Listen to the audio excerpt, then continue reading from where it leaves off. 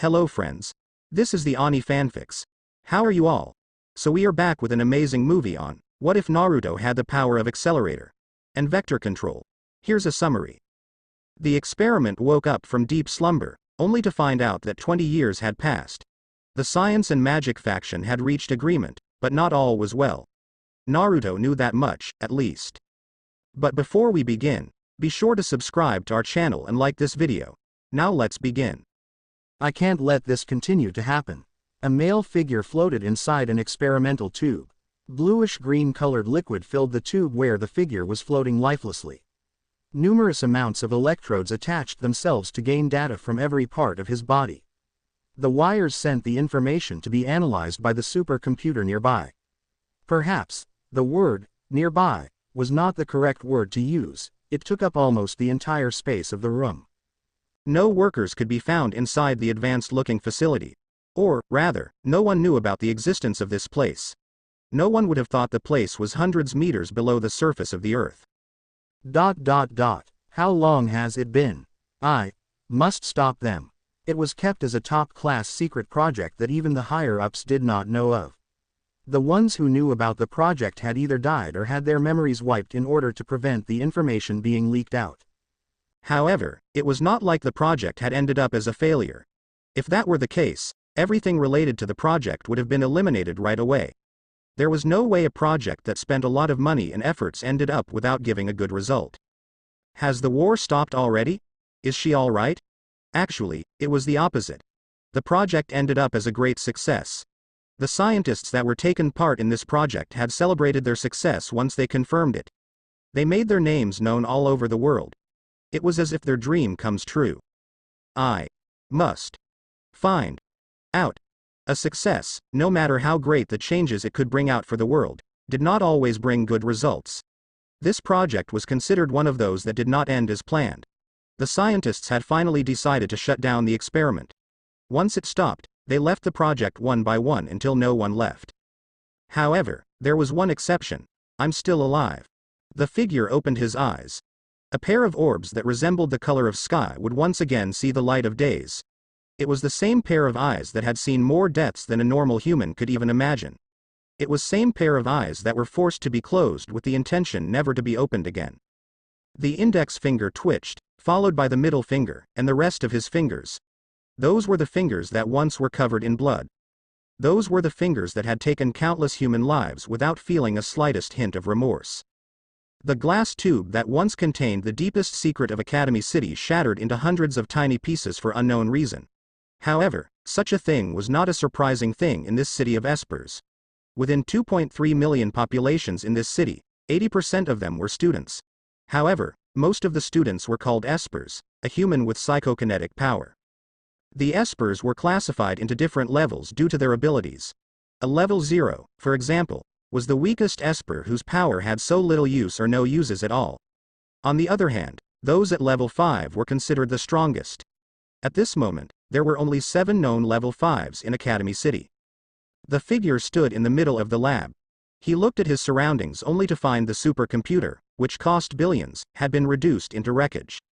As he gathered his fragmented memories, the figure muttered a phrase. I wonder what year is it now? It was early in the morning. The calendar showed it was August 5th. From the date, one could easily say it was summer break.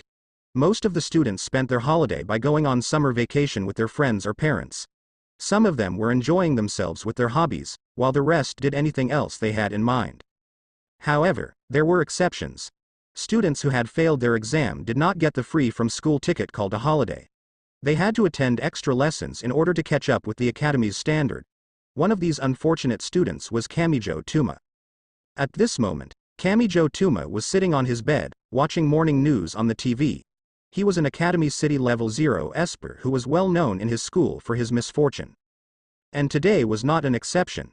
Tuma, we have a problem. A girlish voice entered Kamijo's ears. He did not look for the source. Kamijo knew it very well.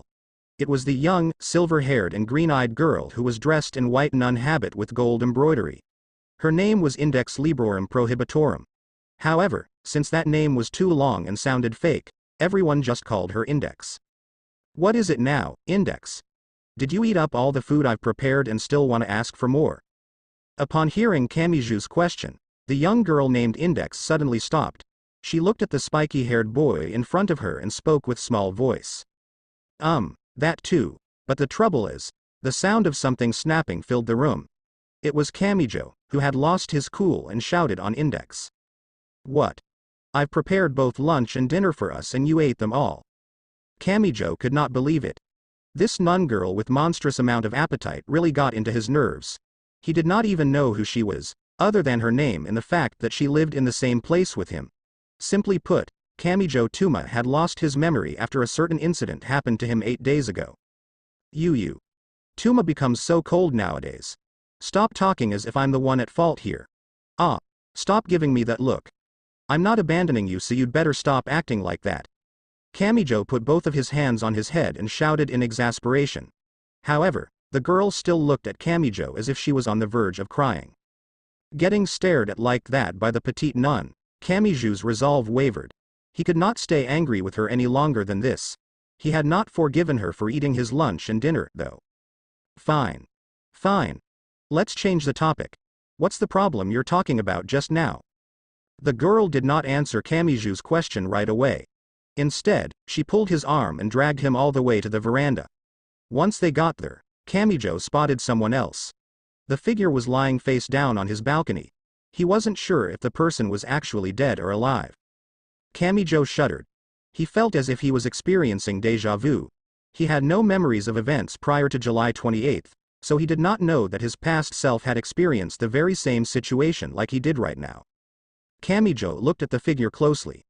The person was actually a boy of his age, around 15 or 16. He wore a black and orange jacket over his white, sleeveless shirt. He also had short, spiky blonde hair which was a complete mess. However, despite having such hair color, the boy did not look like a foreigner. Kamijo saw that the person had common Japanese face and his bodily figure was that of Japanese people as well. What we have to do, Tuma? Kamijo could not answer Index's question immediately. He needed to confirm if the boy was alive or not first. With that thought in mind, he knelt down beside the person and checked his pulse and breathing. He's still alive, only unconscious. I'll bring him to the hospital. On hearing Kamiju's words, Index shook her head. She pointed at the blonde boy's body and said with a concerned tone, "That person is not hurt, Tuma. I think he's just hungry." He blinked, thinking whether he should take Index's strange suggestion into consideration or not. While doing so, the figure suddenly opened his eyes. As he tried to get up from his current position, the blonde boy spoke. "What year is it now?" Was that really a question one should ask when facing such a troublesome situation? Kamijo could not help but ask himself. He then tried to force a smile and answered the strange person's question. However, once he told him what year was it now, the figure's reply was 20 years. The person had a strange expression on his face. Kamijo did not know who this person was, but he felt worried. He thought he should ignore Index's words and bring the person to the hospital right away. This boy did not seem well. The fact that the stranger just asked a weird question about what year was now, and muttered something like 20 years afterwards, only made Kamijo feel more worried about his sanity. Maybe a mental hospital would be better instead of a normal one? Somehow, the person had ended up on his veranda. Kamijo could not stop thinking as to how the person reached here at the first place. It was really strange because Kamiju's room was actually on the 7th floor of boys' dorm. "Are you alright? I can bring you to the nearest hospital if you feel unwell," Kamijo asked the blonde boy in a concerned tone. The boy looked at Kamijo as if analyzing him. He got up, patted his orange-colored pants few times, then smiled. I'm sorry. It seems I just give you a trouble so early in the morning," the teenager said in quite a polite manner before continuing. "I'm actually alright, don't worry. I must have passed out after using my power." Kamijo was not surprised at hearing the boy say, "power." He had thought about that possibility himself. There was no way someone could land on the 7th floor without having some kind of power. "Oh, I see. So you're an Esper, huh? That explains a lot," Kamijo muttered, leading the boy and Index to come into his room. After all, it was kind of strange to have a conversation on his small veranda. Once they got in, Kamijo apologized to his guest. "I'm sorry, but we haven't introduced ourselves properly. My name is Kamijo Tuma and this is Index." The boy nodded his head. He was about to say something to Kamijo but stopped before a word came from his mouth. His facial expression got darkened as if he was recalling something bad from his past. Index was the one who noticed this first. Have you, by any chances, lost your memories? A certain black-haired boy gasped on hearing the white nun's question. It was Kamijo. He faked it out as a cough and hoped that Index would not find out. He had no intention to let the girl know that he lost his memory. The girl seemed to trust him very much. No, it was his past self whom Index was fond of. However, Kamijo did not want to destroy the girl's happiness if he told her about his memory loss. The boy in question shook his head. He let out a warm smile as he spoke. I'm sorry, it's not that. I just have something else in mind right now.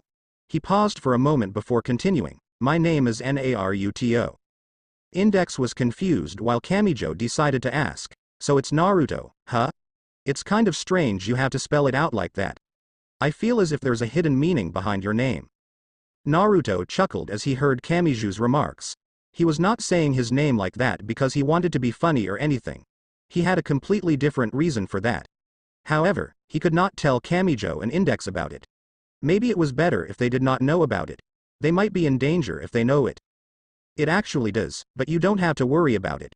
It's not something important. Kamijo still felt the boy in front of him was hiding a secret, but he did not want to pry into someone's privacy. He chose to drop the topic for now and ask another question. So, Naruto, since you're an Esper, which school are you attending? Naruto could not give an immediate answer. He had a rough idea about what an Esper was. It must be someone with a psychic power. However, he did not know that an Esper must attend a school.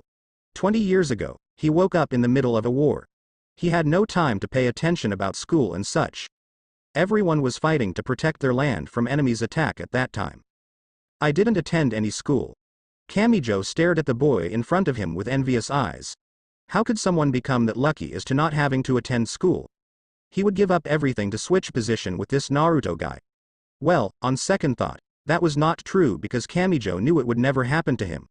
With his misfortune, he would end up having more trouble than not if he somehow got the opportunity to switch position with the guy in front of him. He did not know how true that thought of him was.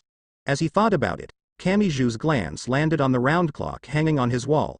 His eyes widened significantly. Oh crap. I'm late. I'm late. Kamijo shouted frantically as he ran all across the room to find some books and literature. He then shouted, Index, you're in charge, don't destroy anything. I'll be back after Kamui-sensei done with her additional lesson today. Just like that, Kamijo left the nun dressed in white and the blonde boy. It was afternoon already. The sun emitted a golden light and was almost below the horizon. Under the pleasant atmosphere, a black-haired boy ran at high speed. It was not because some delinquents chose to play hide-and-seek game with him. It was also not because he ran away from an evil organization after discovering their secret plan. Kamijo was rushing toward his house for a completely different reason. Since the moment he left his house that morning, Kamijo could not concentrate. Something distracted his mind and made him feel worried. Kamui-sensei's teachings today were all but forgotten. Finally, Kamijo reached the boy's dorm. He rushed his way toward a certain room in 7th floor. He made a lot of noise as he came to the entrance of his dorm. Naruto and Index jerked their heads in surprise. The front door had forcibly opened by a black-haired boy. It was the owner of the room they were residing in. It seemed the boy had finished his extra lessons and immediately rushed home for a reason they did not know. However, Kamiju's reason was rather simple. He had left Index with a stranger at his house. How could he make such a stupid action like that? Index was a 13 to 14 years old girl who lacked common sense and had no self-awareness. You. Why are you still here? What have you done to Index? On hearing Kamiju's tone, two different reactions came from Naruto and Index. The boy understood the situation very well. He knew what was going on and how to react accordingly. However, he wanted to amuse himself, and possibly Index too, by seeing Kamiju's reaction when he pranked him. Needless to say, the girl was tilting her head with questioning expression on her face. Naruto grinned at Kamijo and asked with a playful tone, What is it, Kamijo? I'm only here because Index seems lonely when you left her this morning, so I took the initiative to console her by doing this and that. I don't have to explain it in details, right? All you have to know that we are having fun today. Isn't that right, Index? Kamijo widened his eyes in surprise. A horrified expression appeared on his face. He shifted his glance toward Index as if trying to ask her whether Naruto's statement was true or not. What's wrong with your face, Tuma? Don't worry, I have fun with Naruto today. Since it feels so good, I asked Naruto to do it again and again. In the end, I couldn't hold myself and fell asleep until just now. I hope I can do that kind of thing with Tuma someday, but I doubt it would feel as good as today with Naruto. Index said that with a cheerful tone. Her face was filled with joy and she seemed so happy recalling the event she participated in with Naruto. Kamijo felt mortified. His jaw was wide open. What kind of horrible things had happened when he left Index this morning? And the source of this problem was here, right in front of him, smiling widely. What? You bastard. How can you do that kind of thing with a pure girl like Index? I won't forgive you, and I'll beat you into pulp now. You can consider yourself lucky if you can get out of here alive. Kamijo leapt forward to take his words into action. He would not hesitate to pull his fist as long as there was a good reason to do so. And hearing Index's words was enough to make blood rush to his head and change his face's color into red for more than one reason. As Tuma pulled his fist back and was about to slam it into the blonde's face, he stopped. He could not move his hand much farther. It was not because Naruto blocked his attack or used his Esper power to stop Kamijo. It was Index, who had stepped in and stood between the two boys. She had an angry expression on her face. It was an expression Kamijo had never seen before. Stop, Tuma. What are you doing? I won't allow you to hurt Naruto. He is my friend. Kamijo tried to make a rebuttal.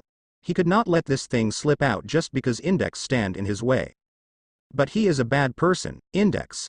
I'm sorry. It was because of me he did horrible things to you. Maybe you don't understand what about it was bad, but it was. That kind of thing wasn't something you can do with a stranger, Index. While Index was having a questioning look on her face, Naruto decided it was enough.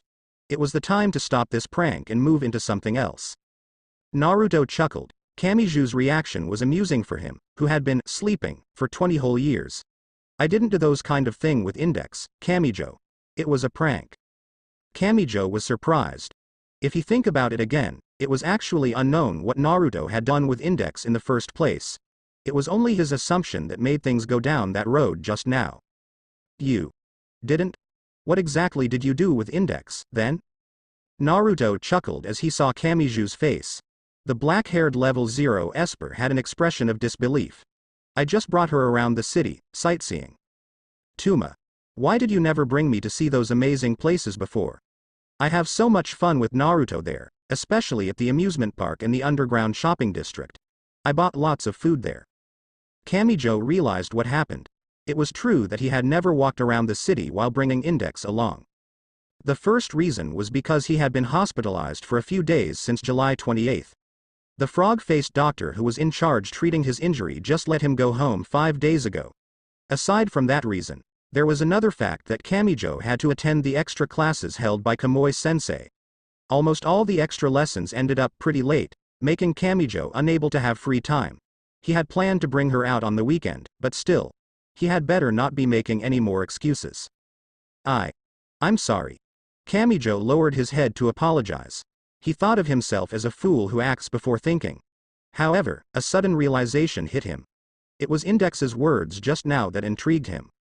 Wait, Index, did you just say, you bought a lot of food? Index nodded her head excitedly. Her green eyes were shining, as if saying she wanted more of them. You? Not Naruto? How the hell you could buy food on your own? Tuma left his wallet this morning. Kamijo widened his eyes in surprise. He checked his pocket and noticed that his wallet was not there. He then looked at the nearby table and saw it lying there. He took the wallet and opened it. Needless to say, it was empty. Index-san.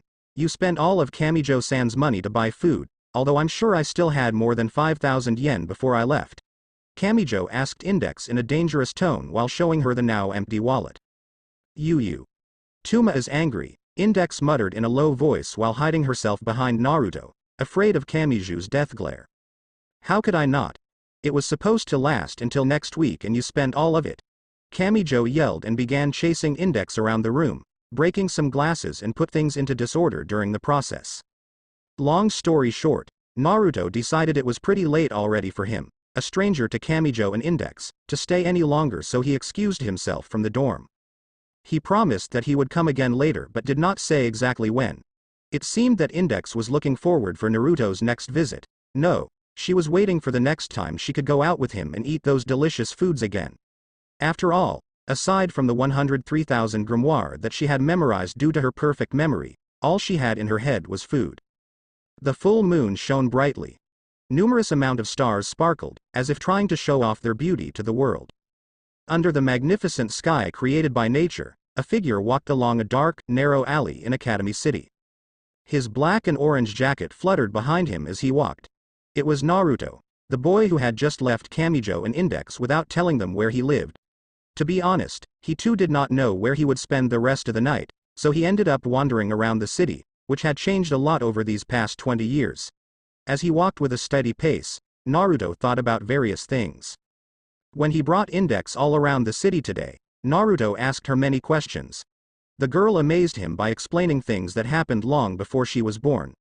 It felt more amazing to him because she gave him very detailed information. He felt like reading a book in library. He learned from Index that the war had ended 20 years ago. Neither the science nor magic faction won the battle.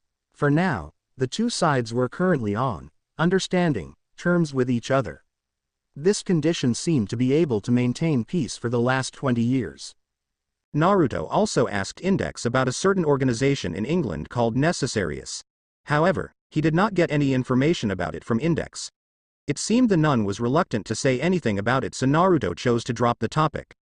Although he was sure that Index hid something important, he did not pry any further. Well, look what we get here. A gruff voice entered Naruto's hearing.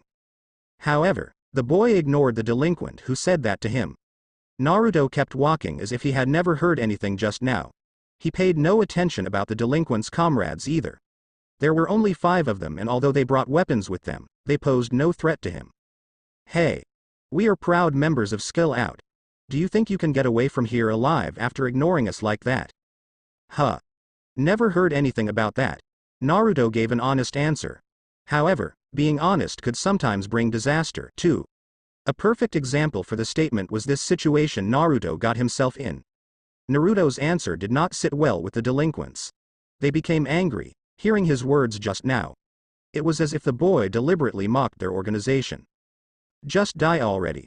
One of them yelled furiously and took out a handgun from his jacket.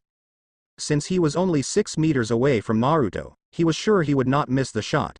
He aimed the black metal weapon to Naruto's head and pressed the trigger. Ag. It was not Naruto who screamed in pain.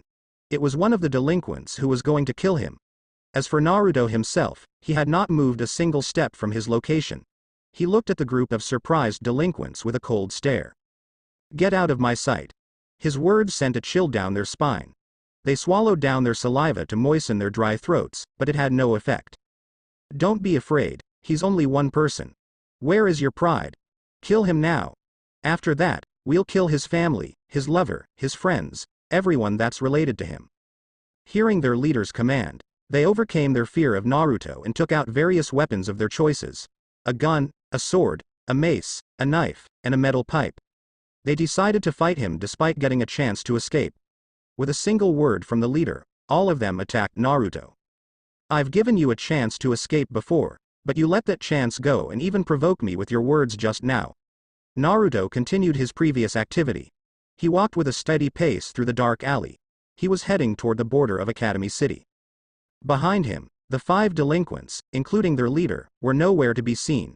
In their place, piles of scorching hot ashes lied innocently on the ground. If it were taken to a scientific lab, the scientist there would probably able to tell what it was. Rather, he would be stuck explaining how a human body could turn into ashes in the first place. After walking for a while, Naruto finally reached his destination. He stood before a large gate that connected Academy City to the outside world. However, he did not take a step farther. It was not because there was a city guard who prohibited him to do so. It was also not because he was afraid of something. It was because a different reason. Damn it. I thought they had removed it after 20 years passed, Naruto muttered under his breath. However, his tone was that of annoyance. He had a hard expression on his face. His blue orbs glanced toward the sky. He was thinking about visiting someone from his past. He did not know if that person was still alive or not. What he did know, though, was that he really wanted to meet that person. However, that person was not in Academy City. In fact, that person was not in Japan either. The person Naruto wanted to meet so badly lived on another side of the earth. It had been 20 years, but Naruto still remembered that face very well. He could imagine the warm smile that person was always giving him. He could still remember the warmth of that person's embrace. Thinking about it brought a smile onto his face. I wonder how she looks now. Naruto let out a chuckle as he walked away from the gate. At first, he was trying to find what purpose of this new life he had. He was considered to be dead 20 years ago, but yet, he was here, wandering around the city with no real destination. He was lucky he met Kamijo and Index that morning. It was also fortunate that the level 0 Esper and the library girl were good people. If they were bad people, maybe they would have died at his hand by now. It was not like Naruto was good person himself. It was actually the opposite. The blonde boy had killed hundreds, if not thousands, of people before. He had done it without feeling a slightest hint of regret or sadness. If he had to, he could do the same thing right here, right now. However, there was no reason for him to do that now. The world was at peace now. At least, Index said it was under understanding terms. There was no need to be afraid of anything now. A war would not happen anytime soon. If that was the case, then maybe, just maybe, he could live a new life as a good person. He wanted to try what that person had taught him 20 years ago. He wanted to show her he could change from the cold-blooded monster he was before. Still, he did not feel pity for those delinquents he killed a while ago. There were still people in this world that deserved death. If it was necessary, Naruto would not hesitate to kill. Naruto thought about his current situation. He had neither a house nor relatives. There were only 2 people he knew, but he did not want to give them trouble. At his moment, the blonde boy could do nothing but let out a sigh. I need to find more information about this city. With that thought in mind, he walked alone through the darkness of the night. No one knew how his life would turn from now on. Only time would tell. The date was August 8th, and it was a considerably hot summer afternoon. Under the hot atmosphere, normal people in Academy City walked around doing their activities. There were some students who chatted and laughed together with their friends. There were also young mothers who bought ice cream for their child to prevent them from getting heat stroke. However, a lone figure ignored them all. He walked along the central part of the city at a slow pace. To his side, there were countless stores selling anything from the usual daily needs to extreme sports equipment. It was Naruto, the blonde boy who had just started a new life a while ago. At this moment, he was having an inner thought. What should he do? It had been 3 days since he woke up from his deep slumber. He had planned to find some information about this city. However, after 3 days gathering information around the city, he could only get basic knowledge. Naruto knew this place was called Academy City. This city, with a 2.3 million population, was considered as the most advanced city in the world. It was said to have the technology of 20 to 30 years farther than any other place on Earth. That fact alone was enough to make one become amazed of the city. Other than its advanced technology, Naruto also learned that this city was developing Esper power. In his opinion, it was both good and bad thing to do. After all, the Espers were human. One could not deny the fact that humans were creatures that could think for themselves, unlike those robots which were scattered all around the city. Since there were good and bad people in human society, although the line between the two was vague, it would be safe to say that there were also good and bad Espers. It was actually a good conclusion which proved to be true. However, there was a way to take care of it. As long as the Academy City could maintain the balance between these two sides, everything should be alright. Well, Naruto did not know which side he should be put in. Could he, someone who had ended thousands of lives, considered a good person? Absolutely not. He was a bad person. Other than those 5 delinquents that he killed 3 days ago, Naruto had encountered some more delinquents who said they were from the same organization as them. Skill out. Needless to say, Naruto did the same to them. He gave them a chance to escape first, but none of them heard his words. The result was obvious. They made the wrong decision. In simple terms, all of them had turned into ashes. Skill out. An organization exclusively made for level 0 Espers. They had a leader who moved behind the scene. His name was Komaba Raidoku. However, despite having a leader, it was said that the members usually moved on their own. It was also thought that the organization had no real purpose behind them. It was only a gathering place of delinquents and low-life people who did not hesitate to do dirty jobs for life. Naruto sighed. 20 years had passed since that day. Could he start a new life as a good person now that everything had changed? Could he fulfill that person's wish for him to change from a cold-blooded monster into a completely different person? He did not know the answer. Even if he tried to change, he was sure it would not be an easy task for him to do. As he thought about that, Naruto suddenly stopped. Right before him was a short-haired girl. She wore light brown sweater over a white blouse and a gray skirt. The girl had chestnut brown hair that fell on her shoulder. However, that was not the problem. At this moment, she was standing in front of a vending machine, obstructing his way. After doing research for 3 days straight, Naruto noticed the girl's uniform right away. He was sure the girl in front of him was from Tokiwadai Middle School, an elite, girls-only school. It was also said that the school's regulation only allowed those level 3 and above to join the school. There was also a rumor that said the school had rejected a daughter of the richest family in the city because of those strict rules. That also was not what intrigued him. The girl did not do what normal people did in front of vending machine. Instead of putting a bill into the machine to get canned drinks, the girl stared at it with serious eyes. She cracked her neck twice, then jumped a few times like a boxer before having a match. The next instant, with a graceful spin of her body, the girl kicked the vending machine with full force. Clang. An apple juice can came out of the vending machine. "Why are you staring at me like that, huh?" the girl asked as she took the apple juice from its place. Naruto could only stare at the girl in disbelief. His jaw was open slightly. Was there really such a convenient method to get a free drink like that? However, he quickly shook his head in order to get hold of himself again. Once he had done so, Naruto addressed the girl before him. "I thought Tokiwadai Middle School students are high-class girls who'd never do something like that, but it seems I was wrong." What are you saying? It's not like I do this kind of thing every day." As the girl tried to defend herself, although she failed badly because it did not feel convincing at all, she let out a spark of electricity around her body. "Ooh, an Esper. And with such an interesting personality, too. I wonder how she'd react after this." Your word doesn't sound convincing at all," Naruto said before continuing. "Since you've no problem doing something like that, I'm sure you often did other similar things as well. Let's say, shoplifting." Another spark of electricity came from the girl. This time, it was bigger and with higher voltage than before. It was enough to scare normal people and make them run to save their dear life. However, Naruto could not classify as a normal person. He was not afraid of the girl at all. He was looking at her with serious eyes. What? I would never. Really?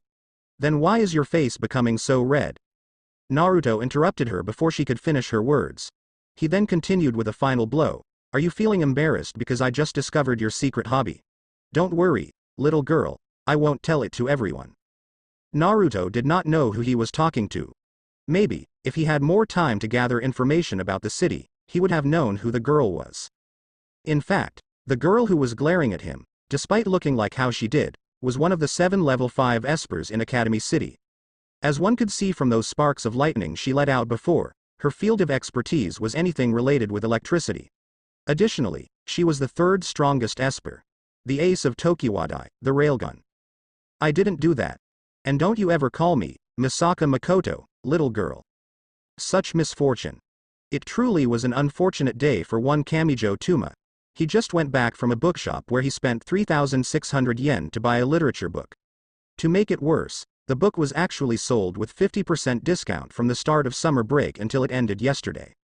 However, this was the essence of Kamiju's everyday's life. He was the most popular level 0 esper in his school. He would be the happiest boy if his popularity was due to having good looks or a rare power to show off. Unfortunately for him, that was not the reason. He was popular simply because his friends felt that with him around, he would absorb their bad luck like a lightning rod. Tuma. A familiar call entered Kamiju's ears. It was Index, the girl who lived with Kamijo. She had waist-length silver hair, skin as white as snow and emerald green eyes. From her look, one could tell that she was foreign. And today, too, she wore her usual white nun habit that was colored white with gold embroidery. "Don't say anything to me now." The girl stared unhappily at Kamijo after being told that. She seemed ignorant of Kamiju's current state of thought. She did not know that Kamijo was still feeling sad after spending such a huge amount of money to buy a book. He did not even know if he would actually read it, either, since a lot of the books he had to buy he ended up not even using. HMPH.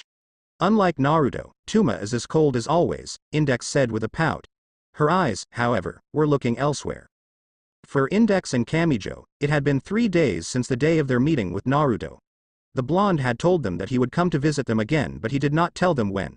Until now, they had not heard anything from the boy. It was also bad that they did not know where he lived. Kamijo did not even know if Naruto had a phone number he could be contacted at. Even though they had only known the boy for a short amount of time, Naruto had left different impressions on them. For Kamijo, the black-haired boy still held a little bit of a grudge after being pranked. He would have to pay him back for that one day. On the other hand, a different reaction came from Index. The petite nuns seemed to be fond of him. Maybe it was only because he brought her around the city and bought some food for her using Kamiju's money. Yes, it must be that, Kamijo thought. Tuma. Isn't that Naruto? Hearing Index's question, Kamijo followed her gaze, noticing what Index said was true. He could see the same boy who had strangely landed on his veranda, unconscious. Kamijo still did not know what kind of power that Naruto had. However, that was not really important. Let's go meet him, Index. Kamijo said that to Index before stopping. There was something strange with the petite nun's expression. Hey, hey. Why your eyes are shining like that? Don't say you're planning to buy more food together with Naruto using this Kamijo-san's money. Index seemed oblivious to his words. Her mind was wandering elsewhere. It was true that the girl held the knowledge of 103,000 grimoire in her head, but aside from that, all she had in her mind were food, delicious food, and more delicious food. Since the distance was not far, Index and Kamijo quickly reached Naruto's place. When they saw it from close distance, Index and Kamijo noticed that Naruto was not alone. He was talking with a short-haired girl they had not met before. No, he seemed to be having an argument with the girl. Don't you ever call me Masaka Makoto, little girl. They heard the girl yell at Naruto. Her face was red, but it was not due to embarrassment. It was anger. Too bad for her, since the boy ignored her and looked elsewhere. To be precise, Naruto was looking at Index and Kamijo. He casually waved his hand and left the short-haired girl, who was fuming. Hello, Index, Kamijo. Naruto greeted the two before asking the silver-haired nun. Why is your face red too, Index? Is this some kind of event that involved red-faced girls around the city? I haven't heard anything about it yet, Naruto asked despite knowing there was no such day. It's because Tuma doesn't want to buy me a drink. What? You never told me that you're so thirsty and about to catch heatstroke. How am I supposed to know that? Kamijo yelled. It seemed that Naruto, Index, and Kamijo forgot there was another person there. Masaka Makoto, who disliked being ignored like she was being, spoke up with dangerous tone. You. Makoto pointed her index finger toward Kamijo. Her expression showed anger, but Kamijo could not interpret why, so Kamijo could do nothing but tilt his head in confusion. He tried to recall who was this girl but failed to do so. Huh. Who are you? Kamijo did not have any idea as to who this short-haired girl was. He had thought that she was one of Naruto's friends, but he never thought that the girl was actually his acquaintance, too. The reason behind this was most likely because Kamijo had lost his memories after a certain incident that happened at July 28th. Upon hearing Kamiju's question, Makoto's eyes widened. She could not believe it. How could this boy forgot her name that easily? And she just yelled her name to the annoying blonde boy, too, just now. Unacceptable. Makoto decided to reintroduce her lightning spear to Kamijo. She had heard something like shock therapy could help people to remember something they forgot. With that thought in mind, she sent out a high-pressured electric spear toward Kamijo without hesitation. Kamijo widened his eyes.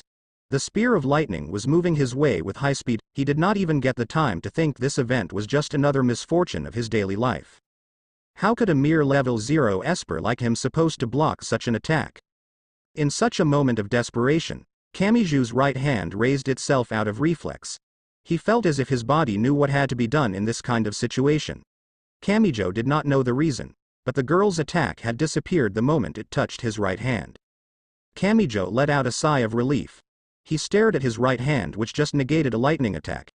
If that attack were to strike his body, he was not sure he could survive. In other words, he was a step away from Hellgate just now. Imagine Breaker. It was then name of the power resided in Kamiju's right hand. He could negate all kind of supernatural attacks once he touched them with his right hand. No matter how good his power sounded like, there was always a downside for it. For example, Kamijo could not negate physical attacks with his right hand. Once his enemy chose not to rely on spiritual powers, Kamijo was more or less done for. Meanwhile, the strongest electric user, Misaka Makoto, was getting angrier at Kamiju. She pointed her index finger at him and yelled, "Stop acting like that. Just because you managed to defeat a level 5 like me, you have no right to look down at me. And also, you should at least remember my name. Have some responsibility, won't you?" Naruto could not resist himself to also make his thoughts into words after hearing what Makoto had just said. With a surprised tone, Naruto asked Kamijo, "Hey, Kamijo, did the little missy over here just ask you to take responsibility? I never thought you're the type that would do something indecent to someone as young as her." However, those words of him proved to be a drawback of his plan, amusing himself. Together with Kamijo, who paid no attention to his words, Naruto felt the air temperature around him drop significantly. Although it sounded like a nice thing to have in the middle of hot summer day, it was actually not. The reason was Index and Makoto. Both of them had similar looks on their faces, and a scary one at that. Killing intent leaked out from the two girls as they took a step forward in unison. "Tuma," Index growled, "it's really like Naruto said, isn't it? First, you call me little girl, and now little missy. It seems words can't reach you, so I have to use different method to make you understand not to call one Misaka Makoto that." Naruto and Kamijo swallowed down their saliva. They were currently in a bad situation, which they did not know why things suddenly turned to be like this. Wait, Index-san. This is only a misunderstanding. Kamijo took another step backward. Why you bare your teeth like that? You won't bite this Kamijo-san's head like you always did when you're angry, right? He desperately asked, but got no answer from the girl. Stop growling like that, Index, it's scary. Damn it, Naruto. This is your fault. Say something. Stop complaining. You're facing a kind-hearted nun who is only a little angry there. Naruto yelled as he moved his body aside to avoid a bolt of lightning that flew toward him. Ow, that was close. Can't you see that I'm... Hey, watch where you're aiming. Facing an angry little devil who is shooting lightning attacks non-stop. In the end, they stopped fighting and compromised. Shortly afterward, they agreed to buy shakes from a cheap fast food restaurant nearby. However, Misaka Makoto did not come with them. She said she had some errands to do and her friend was waiting for her somewhere. The restaurant they were in, although it was not a prestigious one, was quite large compared to other normal restaurants in this area. A lot of people, mostly students, came here today. Their reason was simple. The temperature was too hot outside. Since the restaurant had air conditioning system, it was now crammed with people. Holding the tray with both hands, Index looked unhappy and remained silent. There were 3 shakes on the tray. 1 vanilla, 1 chocolate, and 1 strawberry. Of course, Kamijo was the one who bought them for her. Although he was crying anime tears inwardly, Kamijo dared not to complain out of fear that his life would be at risk. Again. Such misfortune, he thought. "Tuma, I really want to sit down," said Index in an emotionless tone. Kamijo widened his eyes upon hearing the nun's words. Her expression conveyed him that if he did not do as she said, Index would leap and bite his head. Affirmative. Kamijo shouted, drawing a lot of attention from other customers, but he paid no attention to them. He would rather being stared by dozens pair of eyes than make the nun get angry at him again. After a quick search, Kamijo found a place to sit. It was the only table left that had not been occupied by other customers. It was placed in the corner of the restaurant, but that place was not really empty. Over there, on that table, sat a sleeping Miko. Her shiny black hair was scattered, covering her face. Upon seeing the girl, Kamiju's Misfortune radar warned him. Don't get involved with that Miko, you'll definitely meet misfortune, and it won't be something that could be solved by a simple memory loss. Kamiju Tuma closed his eyes and made his decision. He would rather face Index's anger than getting involved with the sleeping Miko. However, Kamiju was really an unlucky person. Just in the nick of time while he was closing his eyes to make a decision, Naruto and Index had disappeared from their previous location. As expected, they were sitting on the same table with the mysterious Miko. Kamijo really wanted to mutter his trademark catchphrase but he could not. The reason was Index. The foreign nun who had some strawberry shake in her mouth, waved at him happily. Although he did not want to get involved with that Miko, Kamijo could not resist smiling back at the nun. He steeled his heart and carefully approached the table. That was the moment when the Miko's shoulder suddenly jerked. Her mouth moved. Her face was expressionless. Spent all my money and ruined myself. What the heck? Kamijo wanted to shout that but refrained himself to do so. He looked in Naruto's direction, as if trying to seek some help from him, but it was a bad choice. The blonde boy did not even look his way. His chin was resting on his hand and his eyes were looking far away through the window with a dazed expression. He seemed like thinking about something else which Kamijo did not know of.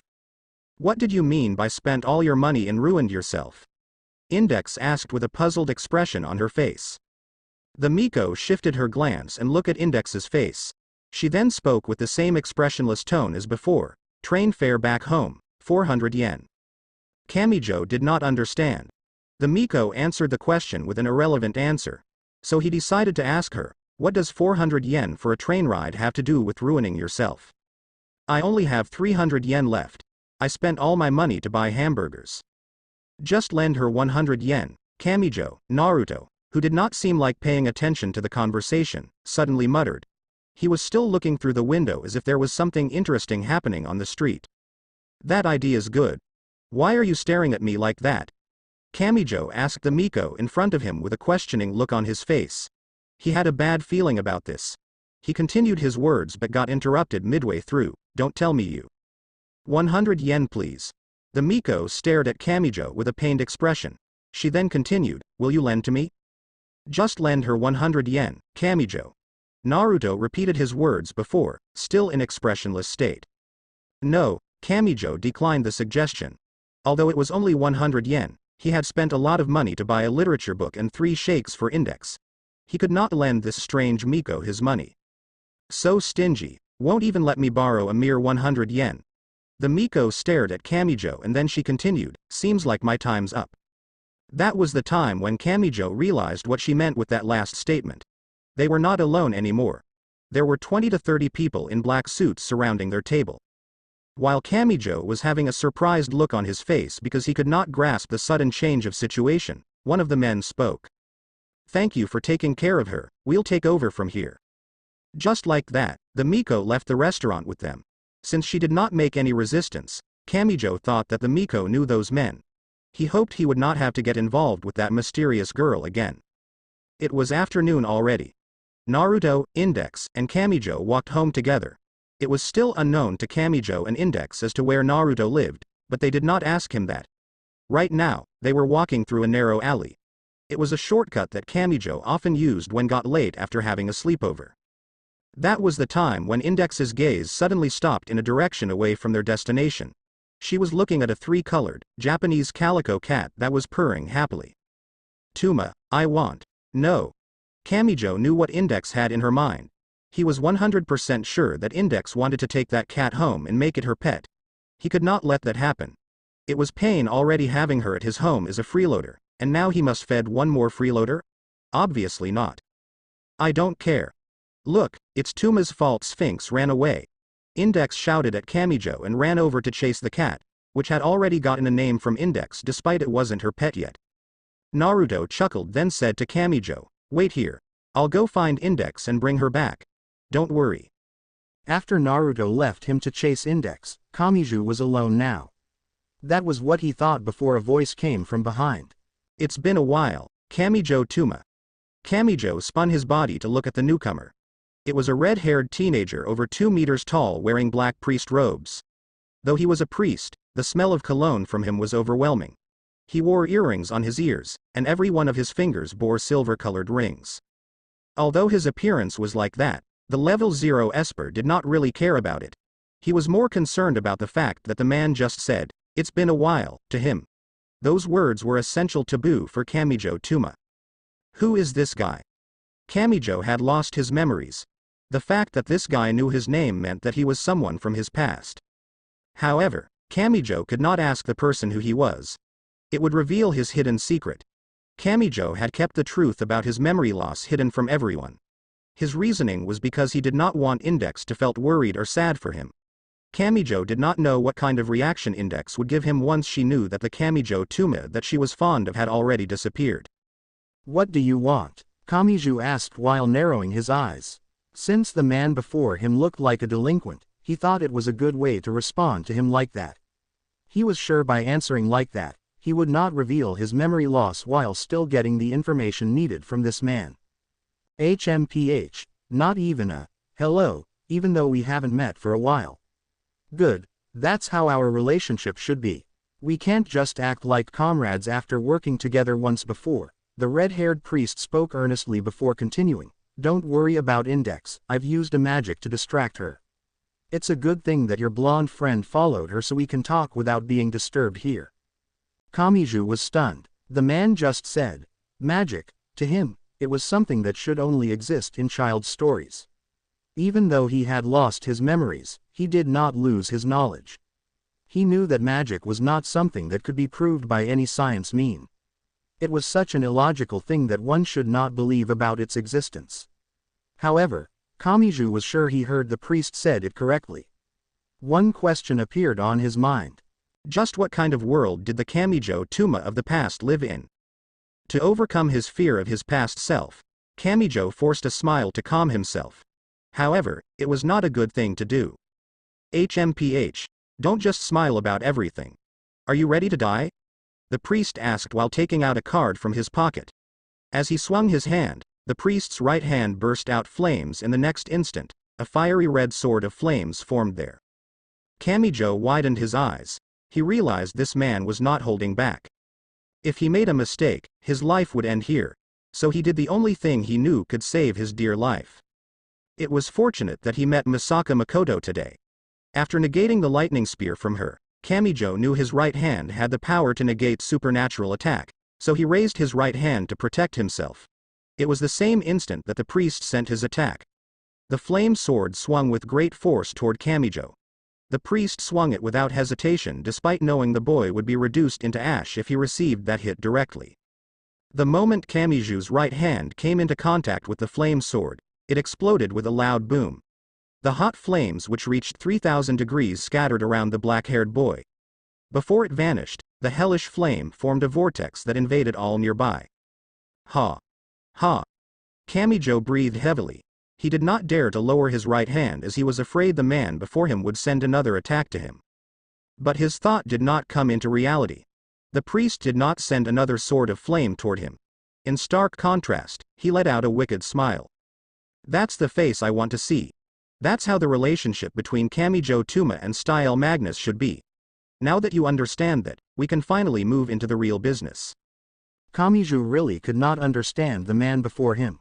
From the way the priest said that last sentence, Kamijo guessed that the attack just now was only a greeting from him. Now Kamijo really feared his past self. He could not imagine what kind of world his past self had lived in. If something like this happened on a daily basis, Kamijo was not sure if he could live long enough. Style took out something from his pocket. This act alone made Kamiju's awareness came back. He thought that Style would take out another rune card to attack him again. It was fortunate that the thing Style took out was not that. It was a photo. Awaz. Steel said a magical word and flicked the photo with his finger. As if being held by invisible force, it spun like a frisbee and landed on Kamiju's hand. As he looked at the photo on his hand, Kamijo frowned. It was a photo of a girl he knew. To be more precise, it was the photo of the Miko that he had met in a restaurant a few hours ago. Oh, you know her? Good. This will make things easier to explain, Style said before continuing. Her name is Himagami Isa, also known as Deep Blood. You'll come with me tonight to Misawa Cram School. We'll save her from a man named Aureolus Izard, an alchemist. What? Shut up. We don't have much time left before Index and your friend comes back. I'll explain the mission details later, just prepare yourself for tonight. While Kamijo was confused by the sudden turn of events, Style had already disappeared from his sight after saying that. Now he knew that his misfortune radar never lied to him. It was 100% accurate. He should have followed its warning about the mysterious Miko at the restaurant. Now, it was too late for him to change everything. Such misfortune. Meanwhile, Naruto followed the path where Index had left him and Kamijo. It did not take him long time to catch up with her. When he found her, Index was holding the cat with both her arms while it struggled to get out from her. Hey, Index, you ran off because you notice it too, right? Upon hearing Naruto's question, Index tilted her head. She did not understand what he was talking about. What did he mean by it? He could not possibly know about it, right? On the other hand, Naruto had noticed Index's confusion. To make it clear for her, he then explained what he meant using a single word only. Magic. Index widened her green eyes. Naruto had only said one word to her. It was just a simple word, yet it had contained many meanings behind it. Magic was not an unusual word to hear nowadays. A lot of fantasy books had been using that term to attract people's interest. However, it was considered non-existent by most people. They thought that magic and everything related with it could only exist in fairy tales, never in real life. That perspective was incorrect. Magic really was existent in this world. However, the people who can use it and the ones that knew its existence kept it hidden from others. It was unnecessary to let all people in the world to know about it. It was better to hide the truth from everyone. If magic were to be known widely, chaos might appear in the world. Children would not want to learn in school anymore. They would prefer to learn magic instead of mathematics, physics, economics, and such. Companies would not hesitate to use magic to make themselves prosper in the future. And also, the worst of it was that it had the probability that evil people would use it to harm others. How? Index hesitantly asked. A lot of questions appeared on her mind after she heard that word from Naruto. She wanted to ask a lot of questions. She wanted to know what his relationship with magical world was. She wanted to know if his odd way to introduce himself had any relations to it, but that was the only word came out from her. Although she was not a magician herself, Index knew how dangerous it was. After all, she was the holder of 103,000 original grimoires inside her head. She did not want to let normal people to get involved with the magical world if she could help it. However, since Naruto had already known about its existence, then it would be alright for her to speak about it with him, right? Yes. I asked you about Necessarius back then, didn't I? Why do you think I would ask about the organization if I don't know anything about magic? You. Index nodded her head before muttered with a low voice, normally people from this city didn't know about it. Even Tuma didn't believe me when I told him that magic really existed for the first time. And I got my clothes stripped when I tried to prove its existence to him. Naruto was confused. He had a questioning look on his face. What was this girl muttering about? He thought. Naruto wanted to ask Index to explain it to him, but the nun quickly said. Nothing. I didn't say anything embarrassing just now, forget it. Well, if she did not want to tell him that badly, he could just ask Kamijo later. Naruto shrugged his shoulders and said, anyway, Index.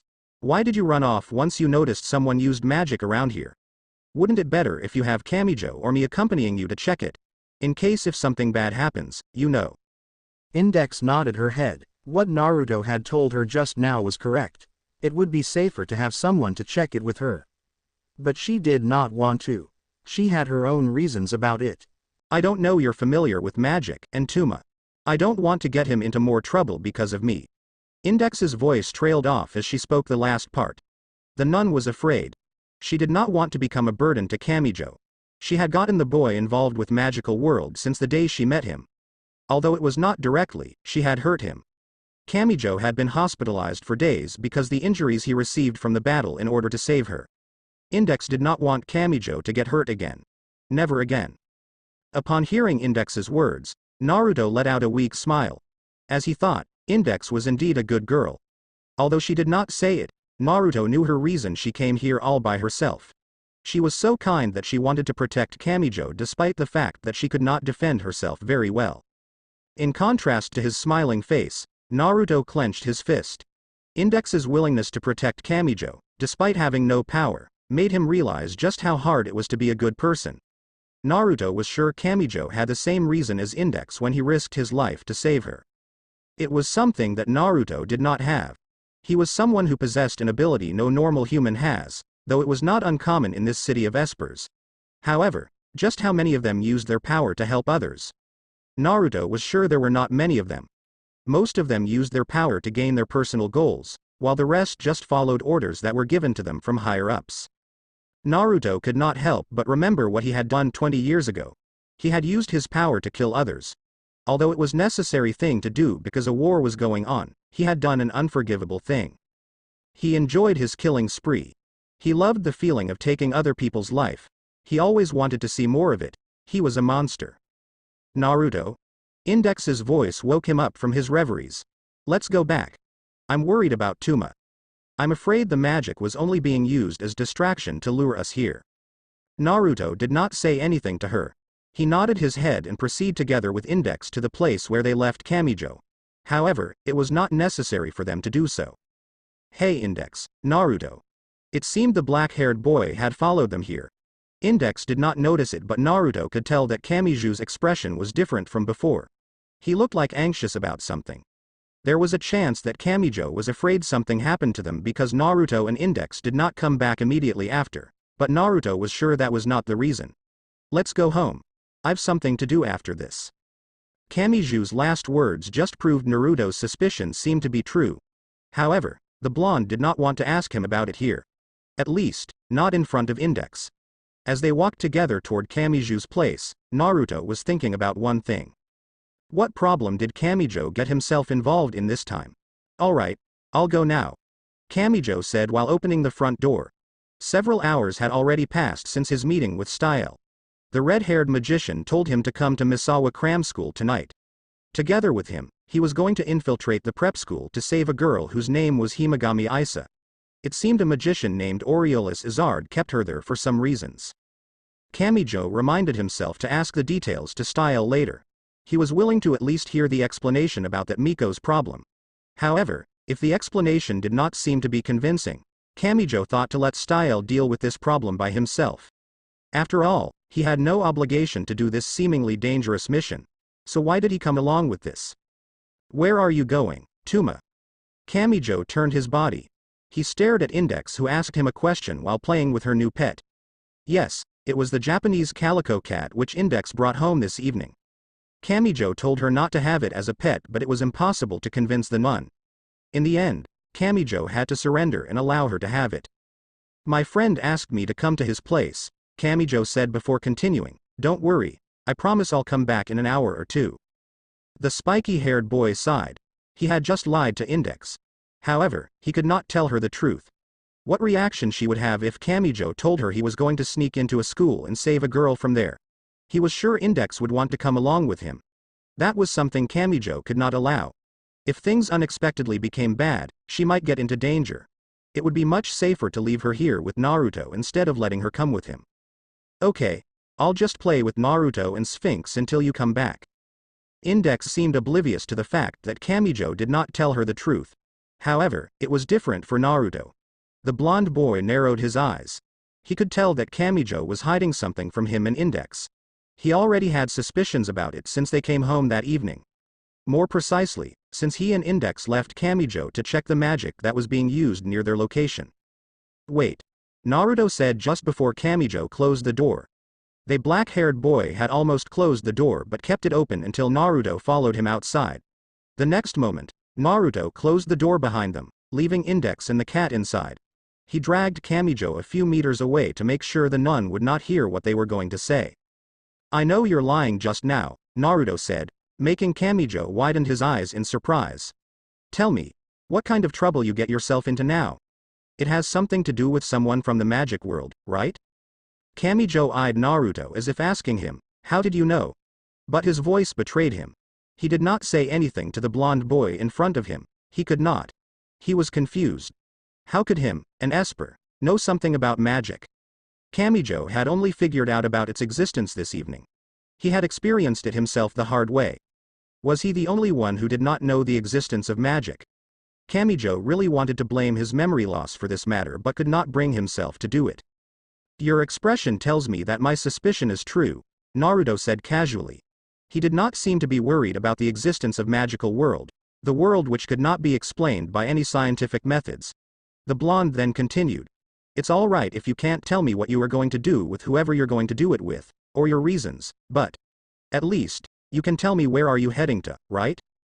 Why? Why what? Why did I know about Magic World? It was because I have faced a lot of magicians before. Don't ask about it. I don't want to explain it any further.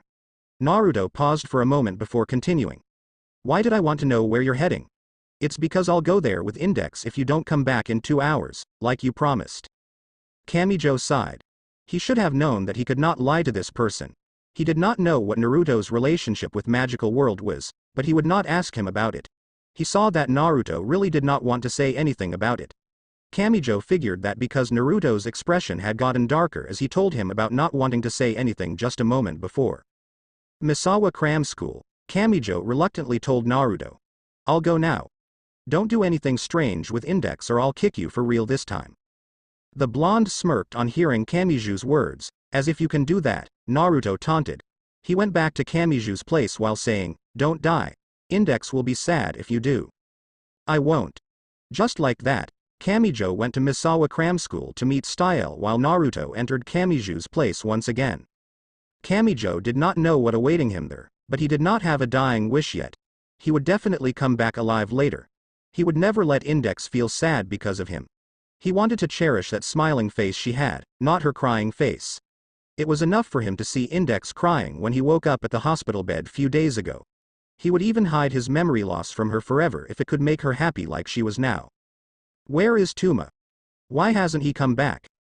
Index looked at clock hanging on the wall while asking the same questions again and again. Naruto let out a sigh. You've asked that question for 15 times already, Index. Can't you ask something else? But Tuma said he'll come back in 2 hours.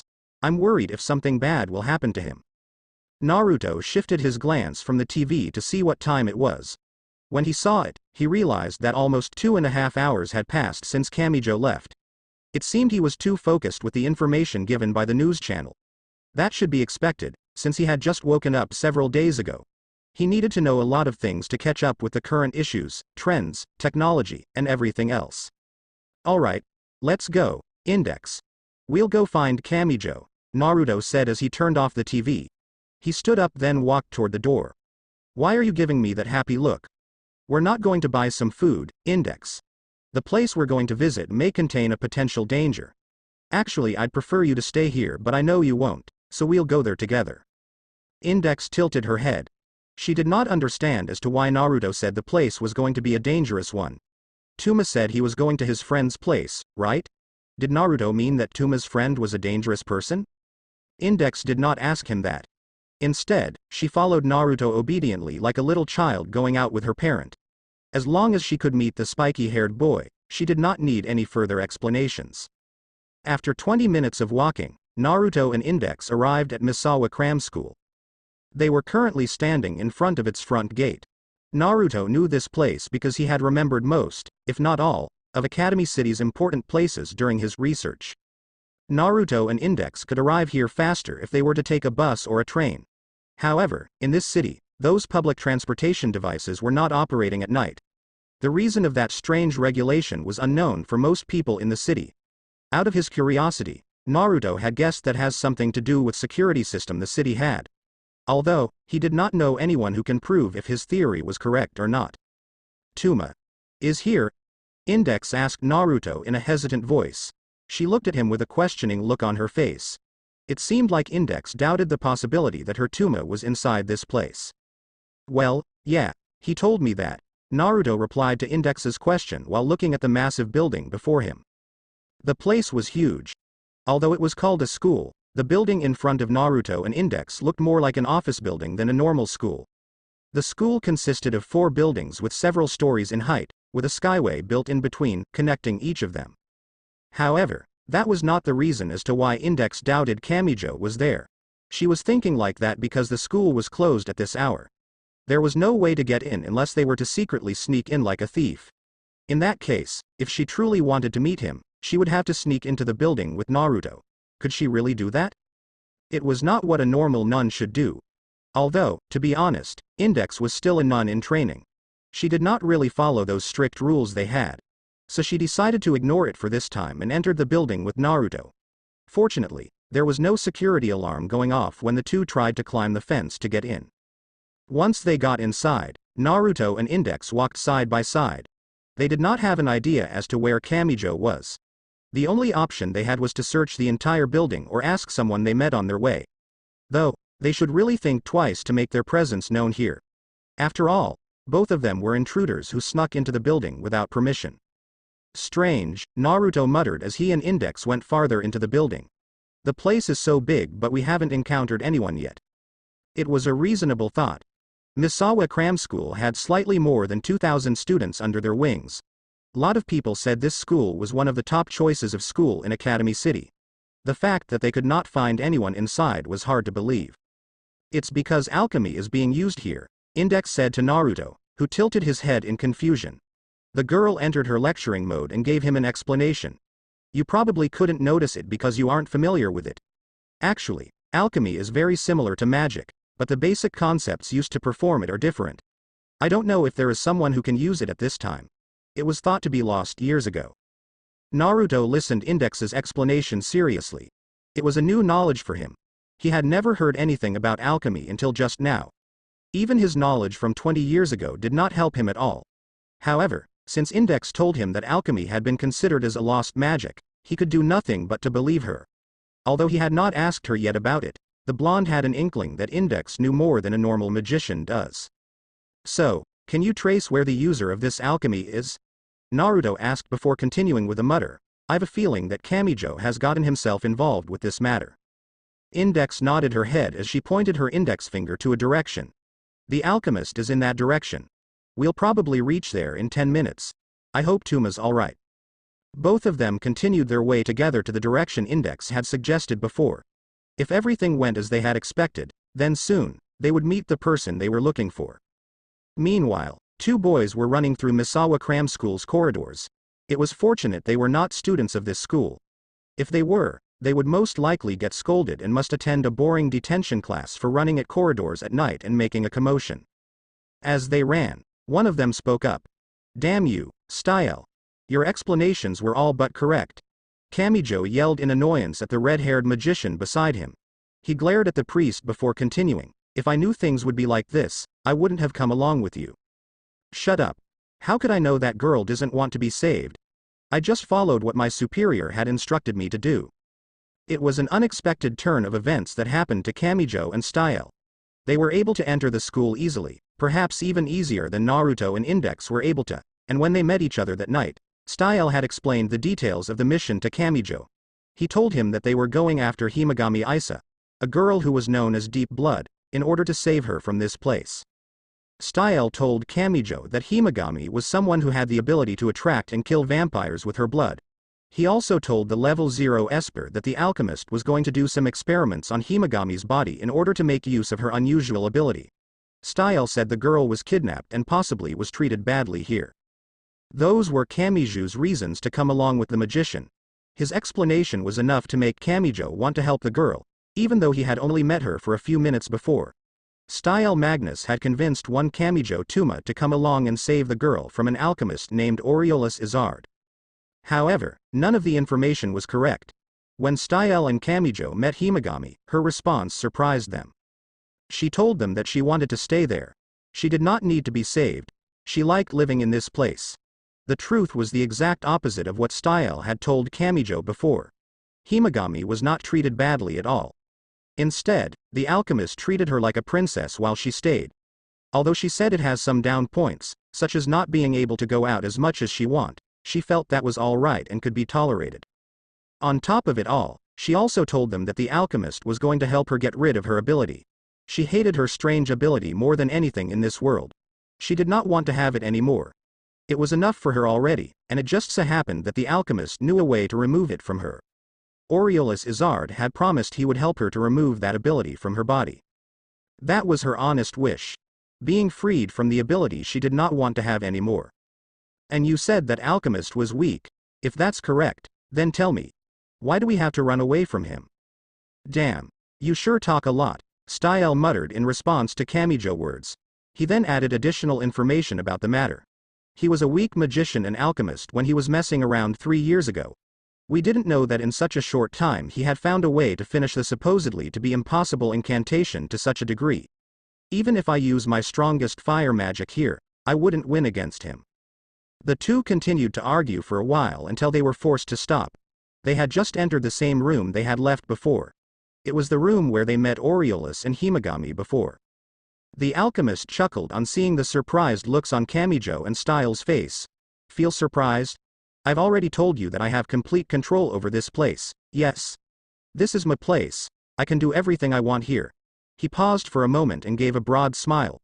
Making you run in a circle, only to come back here, is nothing special for me. What do you want from us? The red-haired magician asked. He managed to keep his voice sounding calm enough, even with all the nervousness he had inside. Aureolus ran his fingers through his neatly combed green hair and answered Styles' question, simple. I can't let you leave this place alive. Kamijo widened his eyes on hearing the alchemist's words. He knew he was going to get big trouble when he chose to follow the red-haired magician's words, but not to this extent. His misfortune radar had warned him not to get involved with this matter, but he had ignored it. It was truly an unfortunate day for Kamijo Tuma. We came here only to save her, Kamijo said, pointing at Himagami, who was standing beside Aureolus this whole time. He then continued, since she doesn't want to be saved, we're going to leave this place. In that case, I don't think there are enough reasons for you not to let us to get out from this place alive. Oh, but you're wrong, Aureolus said with a smile on his face. That's not the reason. It was because you know I used the Gregorian chant replica and had finally mastered Ars Magna. I don't want them to be known widely by others. I'm sure you'll tell others about it if I let you leave this place alive. He then added some more explanations. Of course, I could simply use Ars Magna to erase your memories of this place. However, there was a possibility you'll regain your memories sometime later. So, in order to prevent that from happening, I must take another route to keep my secrets away from others by making you disappear from this world. Those were his reasons.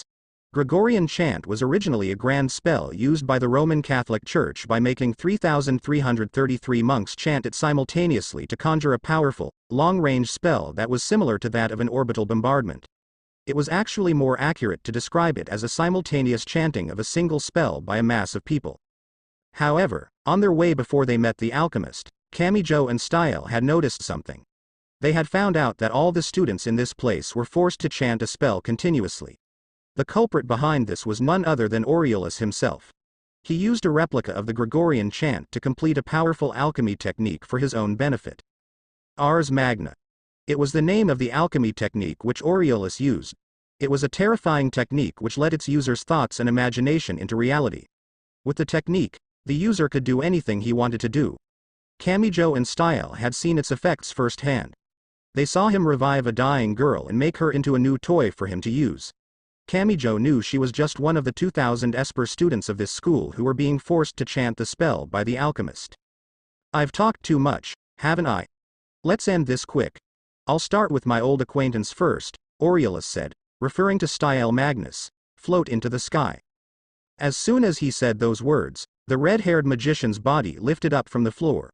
Aureolus made use of his completed Ars Magna to make Style's body float few meters high above the ground. The next instant, the alchemist said 4 words that drained the color of Kamiju's face. Explode from the inside. As if commanded by an invisible force, the rune magician's body began to expand like a balloon and then exploded. Blood, flesh, bones, and internal organs splattered the area. The red stain of blood painted the floor where he used to be. Kamijo resisted his urge to vomit on seeing such a gruesome sight. However, the truly terrifying thing was the fact that Style Magnus was still alive.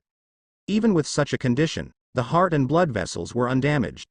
The heart was still pumping blood through the blood vessels to the organs and back to the heart. Damn it. Kamijo tried to think a way to prevent being paralyzed by the horrifying image. He had held himself back from shouting out loud as he saw the magician being torn into pieces. It was bad enough for him to know that Aureolus had the ability to change his words into reality, but now he was even seeing it with his own eyes. He would face the same fate as the magician if he did nothing now. However, Kamijo could not think a way to win against the alchemist. He did not know how he was supposed to fight someone who can bring his words into reality. Alright, boy, you're next. The alchemist's words sent a chill down Kamiju's spine. He could tell the alchemist was serious when he said he wanted to kill him. He would die here if he could not find a way to defeat his opponent in what little time he had left. Could his right hand negate Ars Magna's magic? Stop it. A voice broke the unpleasant silence that was going on. Although the voice sounded a bit shaken, it was clear enough for the other people in this room to hear. The one who said that was not Kamijo. The black-haired boy stared in confusion. He looked at the one who stood between him and Aureolus with a questioning look. The person seemed to have an intention to stop the alchemist from doing any more than he already had. One thought appeared on Kamijo Tuma's mind. He was not going to die here, at least, not now. It was popular belief that a hero would always come out of nowhere at last moment and stop the villain from killing the main character. But no, it was not like that. Someone else stood in front of Kamijo. It was Himagami Isa, the girl in Miko's outfit who tried to stop the alchemist. Out of the way, woman. Aureolus snarled. He glowered at her with razor-sharp eyes. However, the girl did not budge. She glared back at him as if trying to show her resolve. She was not going to let the alchemist do as he pleased. Please, that is enough, Himagami said with a concerned tone. Kamijo did not know why she stood in front of him, but he was sure he should thank her later when everything had gone back to normal. However, the alchemist did not stop. He ignored the girl's words and said with a dangerous tone, "It's fine if you want to die. I think I can grant your wish." Kamijo widened his eyes. Himagami was going to die if he did not do anything. He tried to force his legs to move but he was too late. The alchemist's sentence made Kamijo feel like his heart had stopped. He could not think clearly anymore. Time truly seemed to stop as the alchemist opened his mouth. Die. As soon as the word left Aureolus's mouth, the girl in Miko outfit lost her balance and started to fall onto the ground. Her soul had been separated from her body by the Ars Magna's magic. The girl did not even cry out. She regretted nothing. She wished she could stop the alchemist, but it seemed it was only a foolish attempt. She was someone whose life's purpose was non-existence. She was hated by everyone, including herself. Her ability to attract and kill vampires was the sole reason of this. Maybe dying here was not as bad as she had thought it would be. Perhaps it was better for her to die now. After all, no one would cry if she died. No one would bring her flowers while visiting her grave, if she even had anyone visit it. With no wounds, no bleeding, no illness, she simply died. Such was the fate of Deep Blood, Himagami Isa. Could one remain silent after seeing such a scene? Whose life? Kamijo ignored the alchemist and ran toward Himagami Isa. He needed no reason to do it. He simply thought that, if he let that body reach the ground, her death would become permanent. Are you messing with, you bastard? Just before her body reached the ground, Kamijo managed to catch her with his arms. As he touched her with his right hand, Kamijo heard a weak sound. He did not know why, but he knew what the sound was. It was the sound of her heartbeat. Although it was very weak, Himagami Isa's heart was still beating. She was still alive. The alchemist erupted. How could this be? Deep Blood's death was already decided. Does your right hand possess some sort of secret art? Kamijo said nothing. He did not feel he should give the alchemist a reply. His questions were not important. The only important thing for him right now was the fact that he was able to save the girl from a fate she should not face. He had enough reasons to stand up against the alchemist now. Kamijo Tuma would definitely not forgive one Aureolus Izard. Just because the alchemist had such a powerful spell like Ars Magna, he could do anything he wanted. No, that was not it. Even though the alchemist saw Himagami betray him by standing in his way, the man's action just now was absolutely unforgivable. Aureolus Izard. Kamijo gently placed Himagami's body on the floor and stood up. He walked a few steps forward and glared at the alchemist. It was the next instant when Kamijo suddenly declared, "If you think you can do anything you want, I'll destroy that fucked up illusion of yours." The distance between Kamijo and the alchemist was only 10 meters. There were different atmosphere around them. The air around Kamijo Tuma's body was filled with anger. The alchemist's action had angered him to his utmost limit. He would not pity him. He was confident he could win against the alchemist. On the other hand, there was an air of nervousness around the alchemist. Unlike with Style, who was his comrade back then in Necessarius, Aureolus had never met this boy before. He did not know what ability he had. The only thing he saw was that the boy could negate the effect of his completed Ars Magna with his right hand. What power was it? Could he win against such an unknown force? Aureolus gritted his teeth. He would not give up so easily. He would crush the boy who was standing in his way. He would not let this boy think he was better than him. The alchemist took out a needle from his pocket and stuck it into his neck. As soon as he did that, he felt its effect immediately. It was an acupuncture technique to calm one's body. By doing so, Aureolus managed to stay calm in this kind of situation. He could not let his nervousness cause him to fail, not here. Be suffocated. Kamijo stopped. There was something in his throat obstructing his breathing. However, Kamijo remained calm. He simply opened his mouth and moved the index finger of his right hand to his throat. As he did that, the sound of a glass shattering entered Kamiju's hearing. His Imagine Breaker had negated the effect of the spell. He had regained his breathing again. Be electrocuted. Bluish-white sparks of lightning appeared around Kamiju's body. They did not wait him to react as they rushed toward his body from all directions. Kamijo raised his right hand. As if being absorbed by a lightning rod, all the sparks disappeared.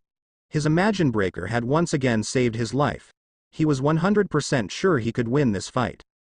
He understood the truth behind the alchemist's seemingly impossible power.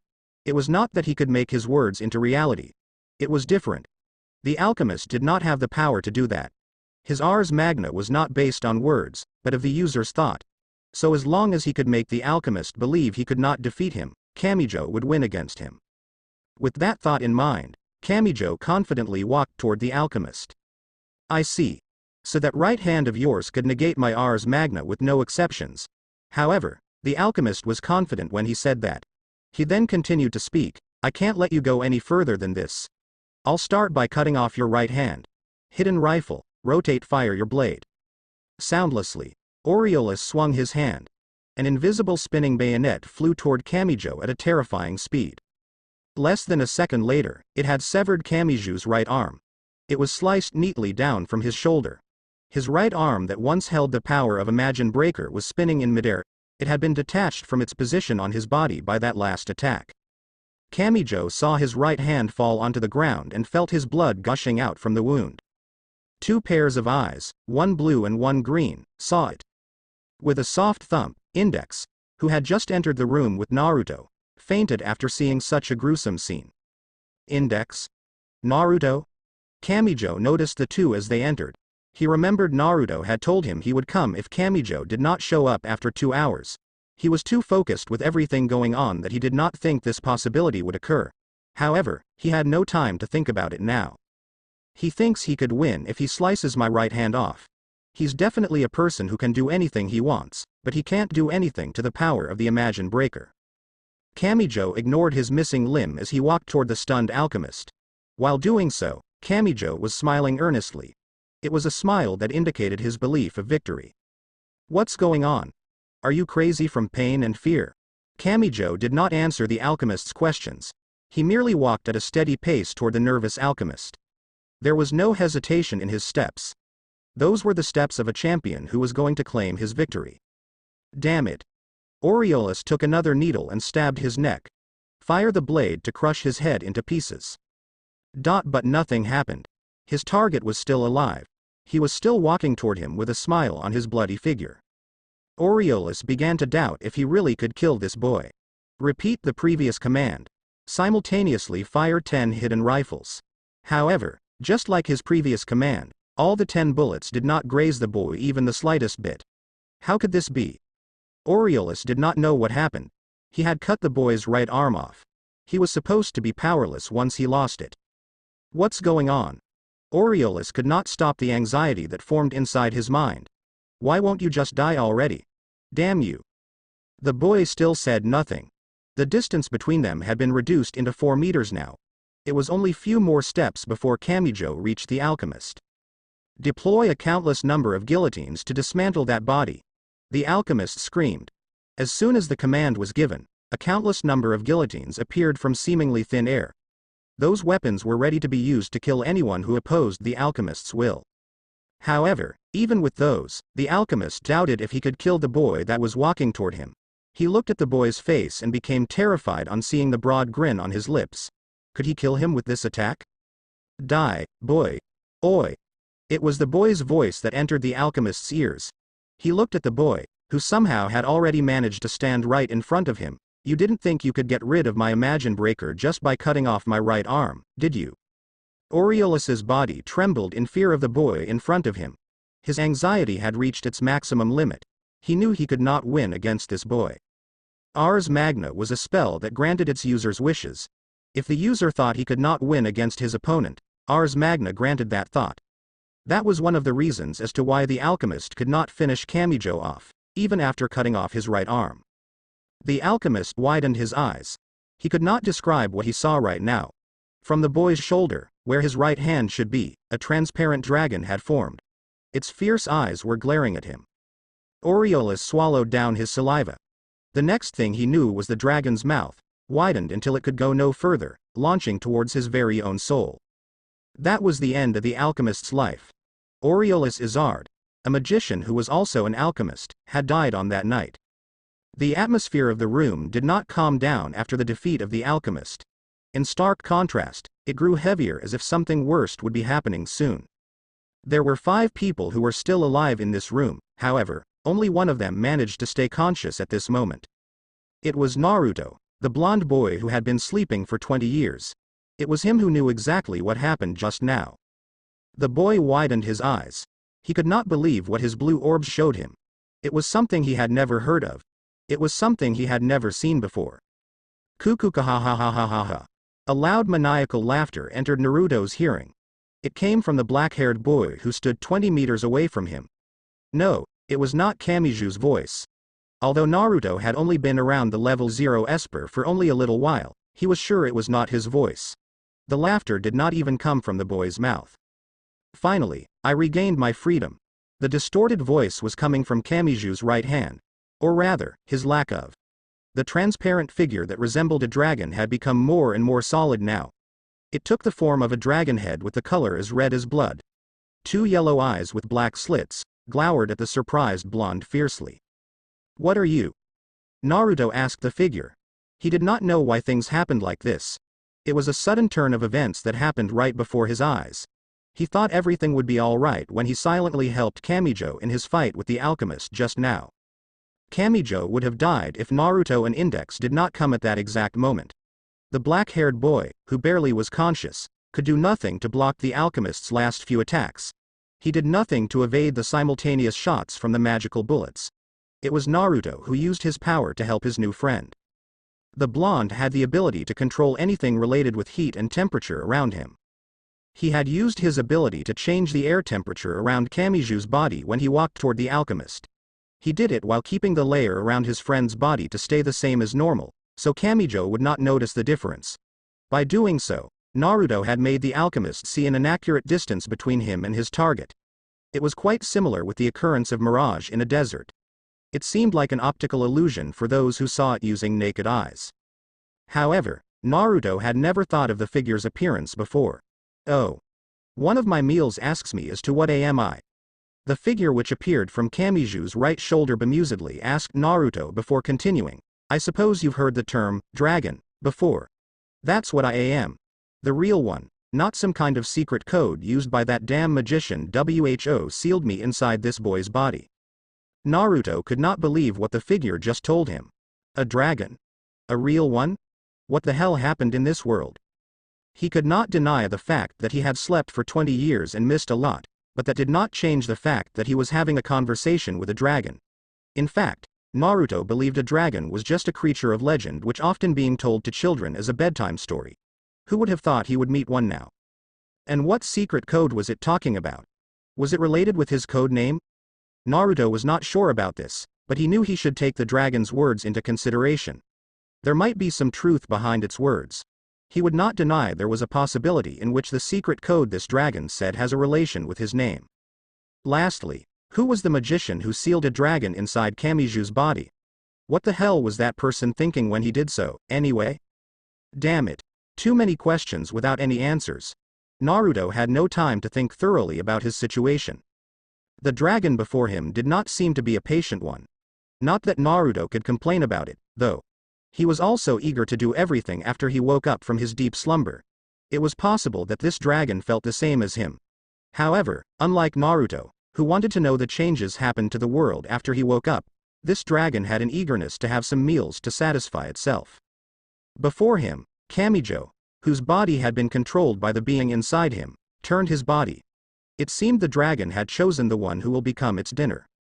It was Himagami Isa, the girl in Miko outfit.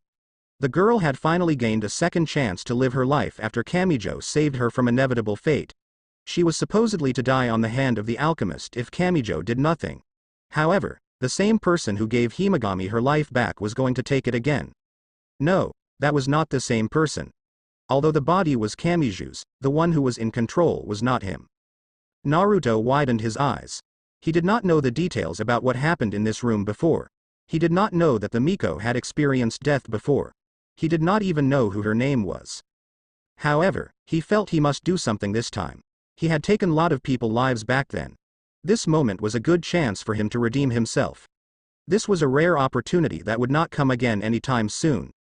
This was the time when he, someone who had committed unforgivable acts before, needed to decide on something. Would he let the dragon kill her? Or would he save the girl's life from the danger? Naruto, without any doubts, chose the second option. There was no reason for him to choose the former. He was not the same person from 20 years ago. He would show her that he could change. With that thought in mind, Naruto brushed off his hesitation and dashed forward. The 20 meters distance was closed in an instant. He had manipulated the air temperature around his body to help him to move faster. Physics had taught him that hot air moved towards colder air. However, this theory was not entirely correct. The truth was both hot and cold air moved toward each other to create equilibrium in the system. But on some rare occasions, that law too, was not absolute.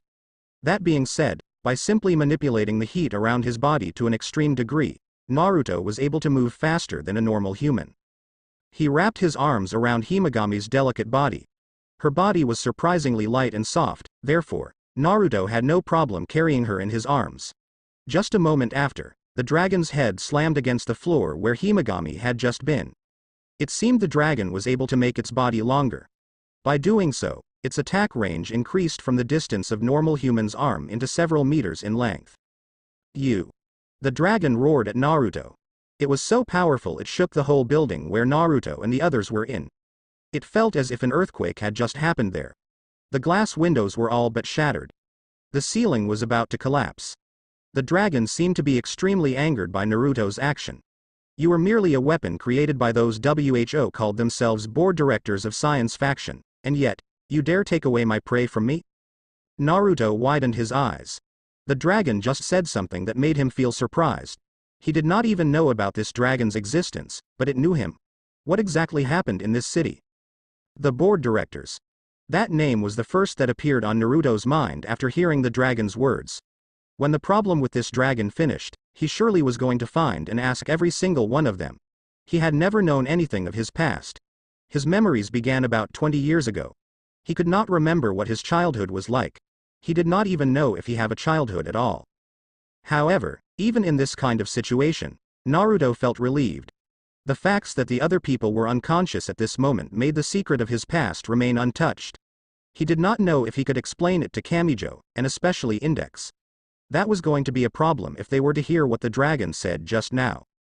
Naruto quickly thought the course of action he should take regarding this terrible situation. There were actually not many options left for him. The first was to confront the dragon directly. However, Naruto was sure if he did that, things would not go pretty well. There was a possibility that the massive building known as Misawa Cram School would crumble if he were to choose that option. Not to mention that the dragon resided in Kamiju's Tuma body. He might hurt his friend if he did not think about this properly. He also thought about the 2,000 lives that were here in the building, including his friends. He needed to ensure his friend's safety first. Naruto immediately moved toward Index's location. He let out a sigh of relief upon seeing the nun was still unconscious. Naruto was sure Index would probably faint again if she saw Kamiju's current condition. Who would not faint if someone they care so much became such a monster? Not so far away from Naruto's position, a figure was stirring. It was Style Magnus, the magician whom Aureolus had defeated in a single move. The red-haired magician's wounds were no more to be seen. It had surprisingly been healed already.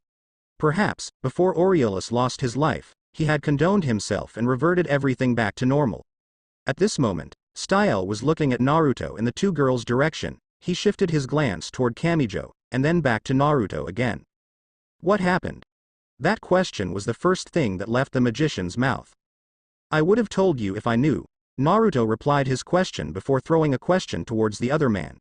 You're the magician who brought Kamijo here, right? Style nodded his head. Yes, I'm Style Magnus from Necessarius. He shifted his glance toward Kamiju's direction, missing the surprised look on Naruto's face. What are we going to do? Destroy that thing together with the boy's body? The blonde shook his head. No, you'll bring Index and this girl outside. The other students might have been evacuated from this building after the earthquake that took place before, he said before continuing. Can you do just that? Of course. For that child, I can burn the living to death and the dead to ashes, no matter whether it is done in front of her or behind her back, he said while referring to Index. After all, Style was Index's partner before. He was willing to do everything he could for the sake of Index's safety.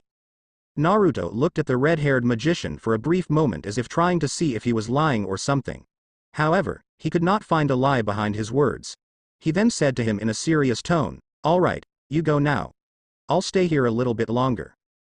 After Naruto said that, Style took Index and Himagami, one on each shoulder. He was about to leave the room when the mysterious blonde asked him a question. Hey, is there a person named Laura Stewart in Necessarius? Naruto continued after seeing the red-haired magician gave him a nod. Okay, then. Leave this place now, and be quick. Naruto jumped away to avoid the dragon's attack. It seemed it had become furious knowing that Naruto made all his prey leave the building.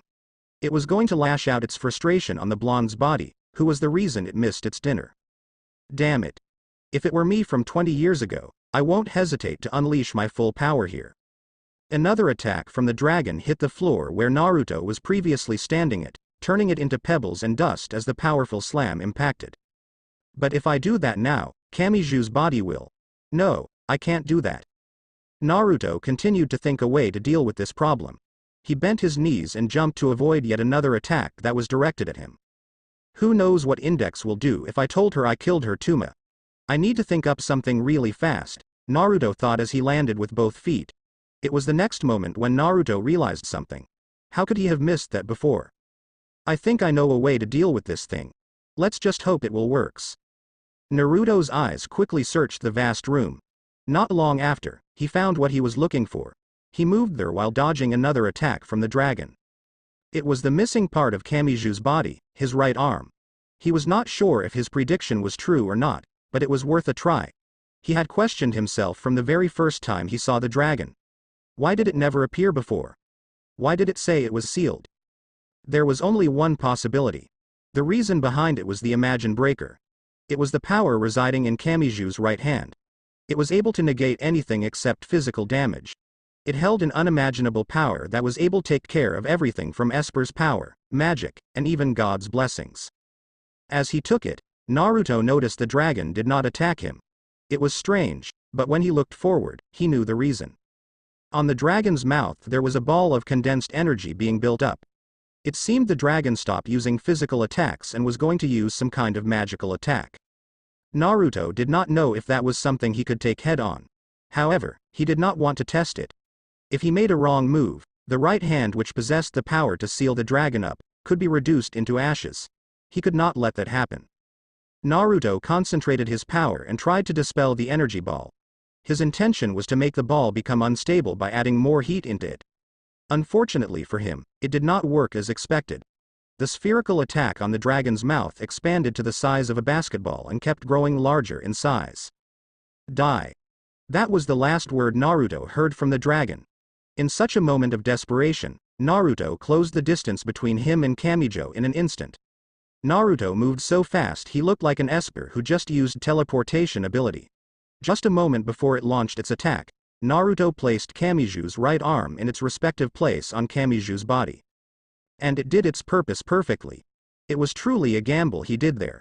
He did not know if that right hand lost its power after being severed from Kamiju's body. However, it was fortunate that was not the case. The Imagine Breaker ability was still there. As soon as it became reattached to him, although it wasn't really connected, the dragon had all but disappeared. Naruto knew it was not disappear forever. It might come back again one day. At least he could let out a sigh of relief now. Only one thing was left for him to do now. He needed to take Kamijo to a hospital as soon as possible. It was fortunate that Naruto knew there was a hospital nearby. People around the city told him that a frog-faced doctor was really good and was said to be able to do the impossible. The nickname of the doctor was Heaven's Counselor. As he took Kamijo to the hospital, Naruto thought about two of the three major things he learned today. The first was board of directors. He must find a way to confront them. He knew it was not an easy thing to do, but he would do anything he could. He must find more information about them first, though. The second was the fact that Laura Stewart was still alive and currently in Necessarius. He had to find her and settle some unfinished things from 20 years ago. With so many things that happened today, Naruto understood one more thing. His second life did not seem to be easier than his previous one. London, the capital of England. It was one of the most popular tourist destinations in the world. No less than 30 million visitors from other countries came to visit this place each and every year. Although about half the number of visitors came to visit Buckingham Palace, many other interesting places could be found in London, such as the Victoria and Albert Museum, the Thames River, and St. James's Park. Other than those mentioned before, there were also some other places seemed to be overlooked by the tourists. One of them was St. George Cathedral. Although it was called like that, it was but one of the many churches in the heart of London. Even though it was not considered small, it could not be compared to the Cathedral of Canterbury, the origin of Puritanism in Britain. This cathedral was one of Necessarius's secret bases. It was still very early in the morning, but a person with blonde hair had made all of the long journey to come to this place. A pair of blue eyes wandered around the place for a while. It seemed someone was supposed to come here but had not showed himself yet, though the appointment time had already passed. Waiting was a boring thing to do, especially when it was the time when normal people were still sleeping soundly in their beds. However, the person looked at this situation as a job which must be done, so waiting a little longer should be alright. As long as it could still be tolerated, anyway. Before long, a red-haired man clad in a black priest robe entered the cathedral. Despite being a priest, the man wore earrings on both ears. He also bore a silver ring on each of his 10 fingers, and to top that all off, he had a barcode tattoo right under his right eye.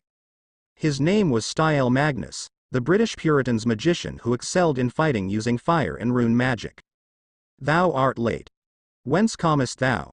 I know I'm late, but you don't have anything to do anyway, Style said in a carefree manner before continuing. I just arrived at Heathrow Airport 30 minutes ago and came here immediately. What do you want from me? Upon hearing Style's words, the figure frowned. Speaking with that manner was not something a person who was late should do. Of course, there was no need to apologize profusely. However, was it that hard to say, I'm sorry? No, it was an easy thing to do. Though, not many people were willing to do that. Although they had the same hair and eye color, the figure with Style Magnus was not Naruto. Who knew what that boy was doing at that moment? Academy City, which was located in Japan, was 8 hours ahead of London, so it was already past noon there. Perhaps the boy got himself involved in another problem like he did 2 days ago. The woman with Style Magnus was Laura Stewart. At this moment, she held the position as the Archbishop of Necessarius and Anglican Church. However, despite having such a high position, Laura looked like an 18-year-old girl with long blonde hair that was 2.5 times her height. Of course that was not her real age, since she had been in this position for more than 10 years already. HMPH, canst thou wit what I wilt ask once thou cometh hither? Laura said that with a pout on her lips. It was hard for Style Magnus to understand what she was saying. Style frowned, silent, then asked, before I answer that, can I ask a question?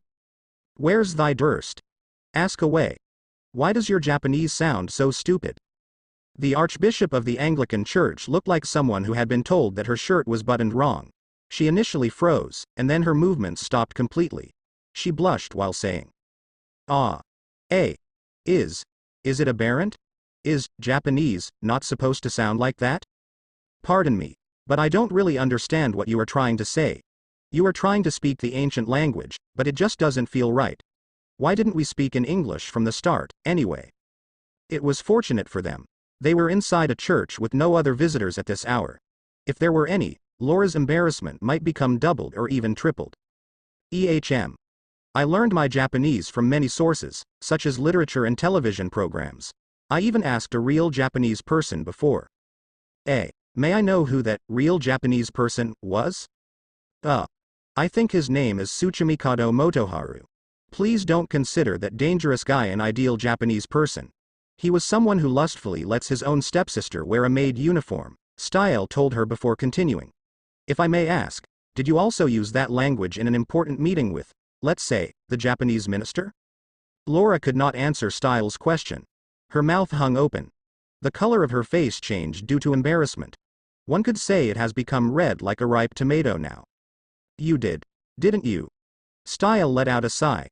Who would have thought that his superior actually had this side of hers? Knowing their conversation would not go anywhere if he kept this topic, Style chose to drop it. He repeated the question he had asked before. What do you want from me? Ah, yes. Laura patted her pink-colored robe a few times. Once she was done doing that, she looked as if she had changed into a completely different person. The clumsy atmosphere around her was all but gone. She had a serious expression on her face now. The blonde woman's gaze met Style's brown eyes as she began to speak. I wish to hear the details of that last mission from you. Upon hearing her words, Style knew it was better for him to start explaining, so he told her all that happened that day. He told her about how he distracted Index and Kamiju's blonde friend that afternoon. He told her about the method he and Kamijo used to sneak into the building without being known.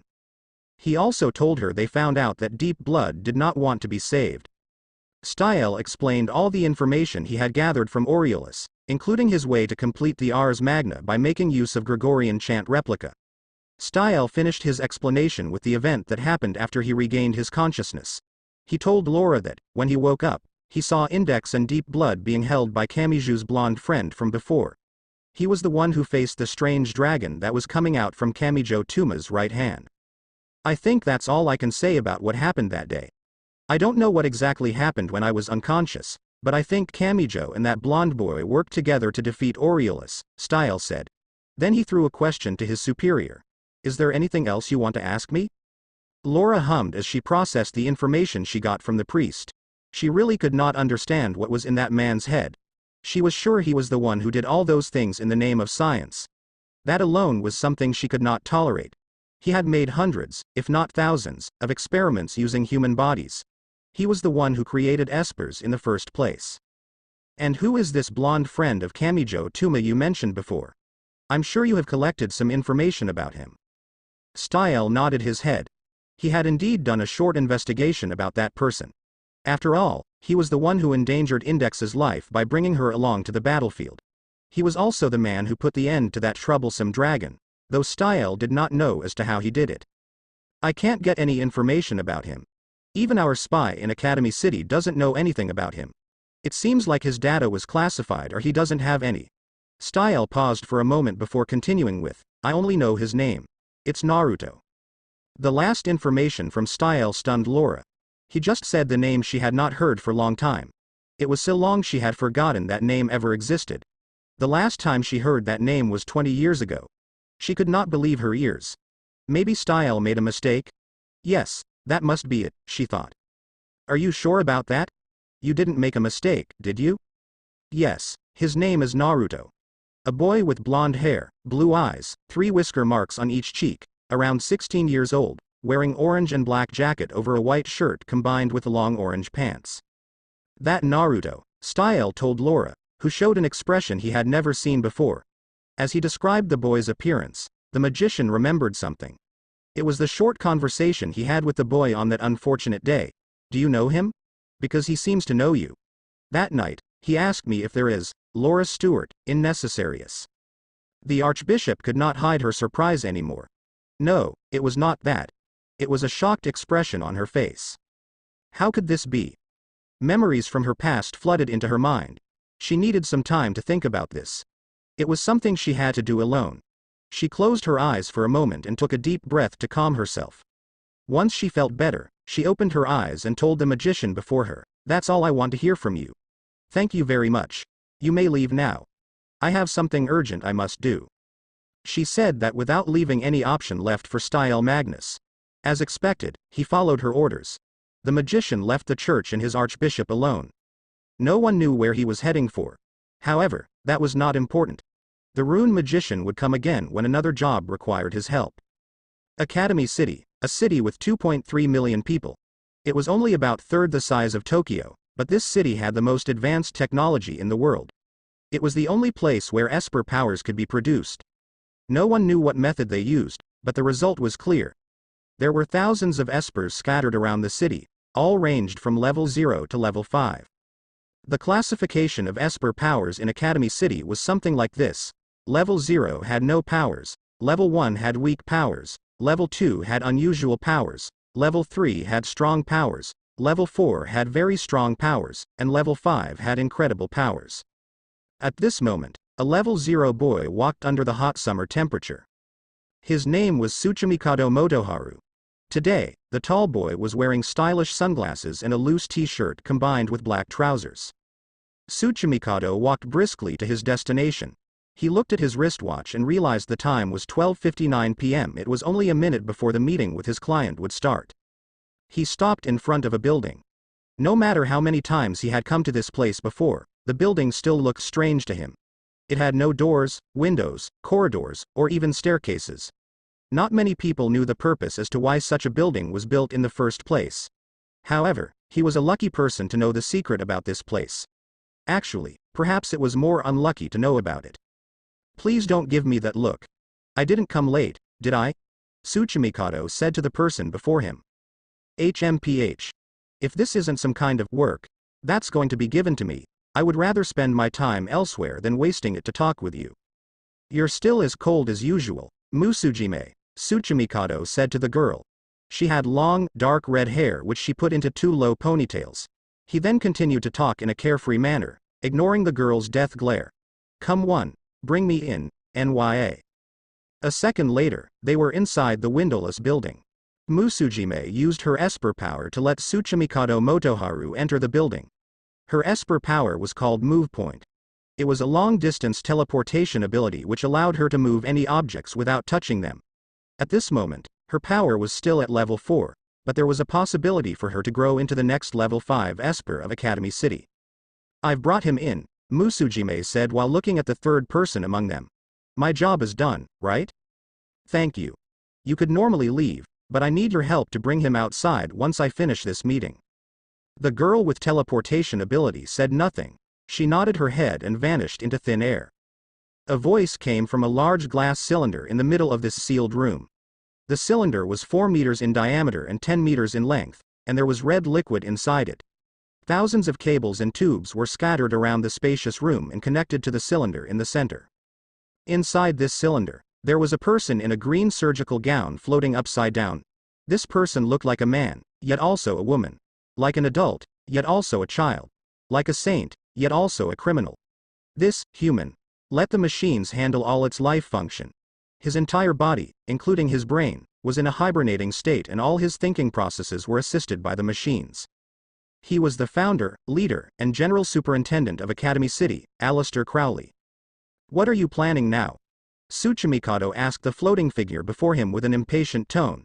He was not Aleister's direct subordinate, so he did not even try to hide his annoyance at his employer. This Tsuchimikado Motoharu was working as a spy for both magic and science side. No one knew where his allegiance truly was. Facing the boy who looked unhappy, Aleister just said casually, "It's no problem. I'm completely aware what I was doing." Tsuchimikado could not believe it that he started to doubt his own hearing. How could this person act so loose after something like that happened right under his nose? And it happened not even 2 days ago. Tsuchimikado had never heard that as being one of Aleister's plans before. The appearance of a being that resembled a dragon inside Misawa Cram School was completely a new thing for him. His purpose for being a spy for both sides was to ensure a war would never occur again. It was all thanks to Tsuchimikado who manipulated the information leaked outside of Academy City so that an understanding term between the two sides would still have its effect. If he did not, the chance that a war between science and magic faction to happen was almost certain. You are aware of what you are doing. I truly want to believe that, but I can't. Tsuchimikado paused for a moment. Don't you know that the appearance of that being was even more shocking than the Grimoire Library's seal being released by Imagine Breaker? So this is all about your classmates' well-being? Tsuchimikado Motoharu and Kamijo Tuma attended the same school. They were both classmates. They had become good friends since they were in middle school, together with another boy named Aogami Pierce. Although he did not show it, Tsuchimikado felt worried about his friend's condition. The black-haired boy had not regained his consciousness and was hospitalized ever since that night. And Alistair saw through this all. The human then spoke again in his usual calm tone. Don't worry about him. It'll shorten plans 2082 to 3277, that's all. Tsuchimikado looked at the person before him. He was aware it might not be Alistair's real body. The figure inside that glass tube probably was only a hologram image made by supercomputers.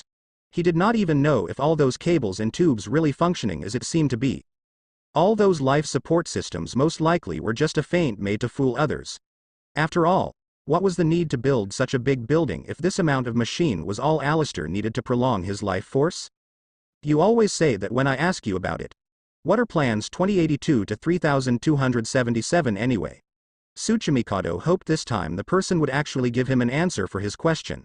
However, Alistair's reply confused Tsuchimikado even more than he had before. If deep blood proves the existence of vampires, what do you think does the Imagine Breaker proves? After it all, Tsuchimikado got nothing from his meeting with Academy City's general director. All he got from him was a headache. He decided to change the direction of their odd conversation into something else. Hey Alistair, do you really believe you can avoid a war? The one who should have belief is you. You are the one in charge of the work behind the scenes. Alistair said to him before continuing, don't worry too much, if you work hard enough, we could end this conflict without anyone losing their lives. That was the time when the air beside Tsuchimikado rippled. A second later, the familiar figure of red-haired girl appeared beside him. It was Musujime Iwaki, the level 4 teleporter. It seemed Alistair had somehow contacted her from the outside to pick him up. Damn it. Why did it always end like this? Tsuchimikado cursed it all. He could only hope what Alistair said was true. All he could do for now was doing his best to prevent a war from happening. In a foreign country, an elderly man with long, white beard frowned. By doing so, he made the wrinkles on his face become more patent. His name was Matai Reese. However, no one called him using that name anymore. He was not sure if people even knew his real name nowadays. Almost everyone around the world addressed him with his position. He was the leader of Roman Catholic Church, the Pope. Calling me at this hour. I hope this is not a social call like last time. He looked at the spiritual item on his hand. It was a communicating device that worked exactly like a phone. However, since it used magic to operate, it was much safer. No one who was not connected with the magical item could hear what the conversation was about, even if they were standing right before the user. Good morning, the Pope said to the person who called him. May I know for what reason the Archbishop of Anglican Church is calling me at this hour? Why does your voice sound so wary? Do you think I'm calling you only to say, hello? The woman on the other side of the line asked before continuing. There are two important things I need to discuss with you. The Pope did not give her an immediate reply.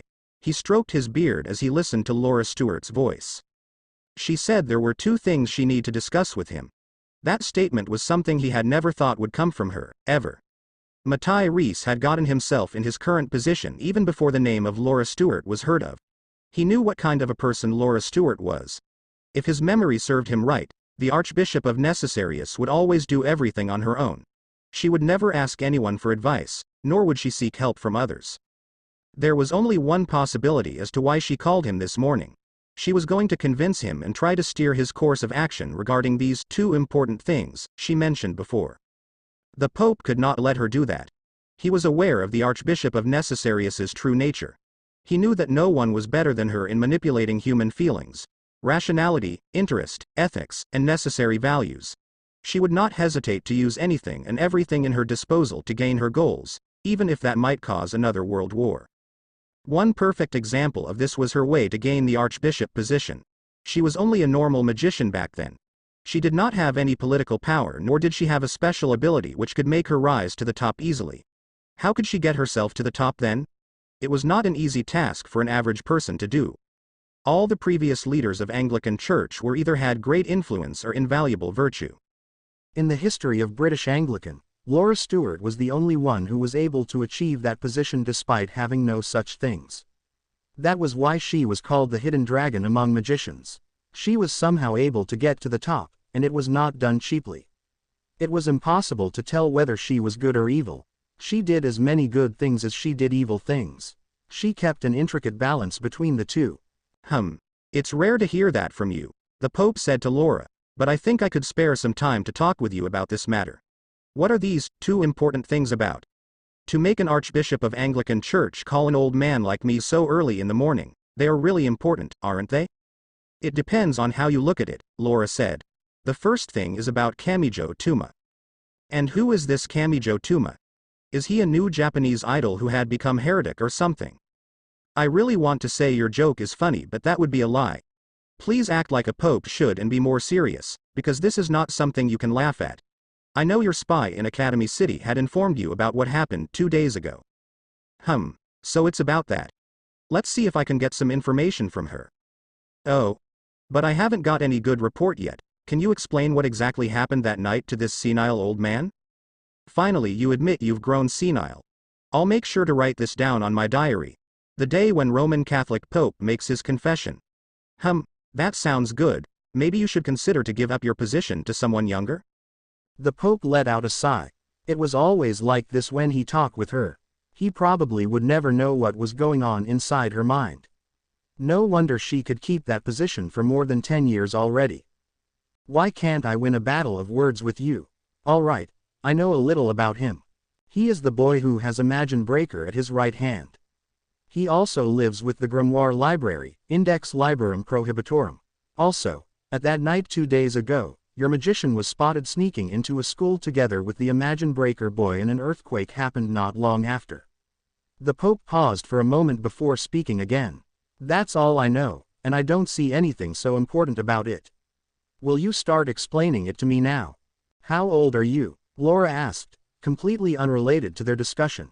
She, once again, made the Pope side on the other side of the communicating device. Sorry if it sounds rude of me, but I don't have that intention. I only hope you don't have a heart disease at that age. After all, I don't want to be charged for the crime of killing the Pope by words. Just tell me already. What's going on? The Pope asked, ignoring the sound of giggle from the other side. You're no fun. The Pope could not see her, but he just knew she was pouting right then. However, despite appearing like that, the Pope knew better than anyone else. She was someone whose personality and looks could easily deceive others. He should be extra careful whenever he talked with her. That Imagine Breaker suppresses the existence of another being inside his body. Upon hearing her explanation, the Pope raised an eyebrow. What did she mean with another being inside that boy's body?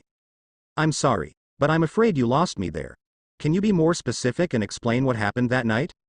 Style Magnus, the name of Necessarius's magician whom your spy had seen that night, reported there was a dragon coming out from Kamiju's Tuma body once his right arm was cut off. Laura did not give the Pope a chance to interrupt her. I'm sure he is the one responsible with this problem. Crowley. Yes. There's no one other person in this world who would do something like that. I can't understand what he's thinking. Same goes for you, the Pope thought. But that's not really a problem. Even if he tries to use that boy and the dragon to start a war with magic side, we have plenty of ways to deal with it. Why do you sound so riled up, then? Because the problem is not only that, Laura replied. As I said before, there is a second problem which is even greater than the dragon's appearance. Matai Reese was confused. A dragon inside one's body was not something he had ever heard of. It was the first time probably anyone heard of something like that.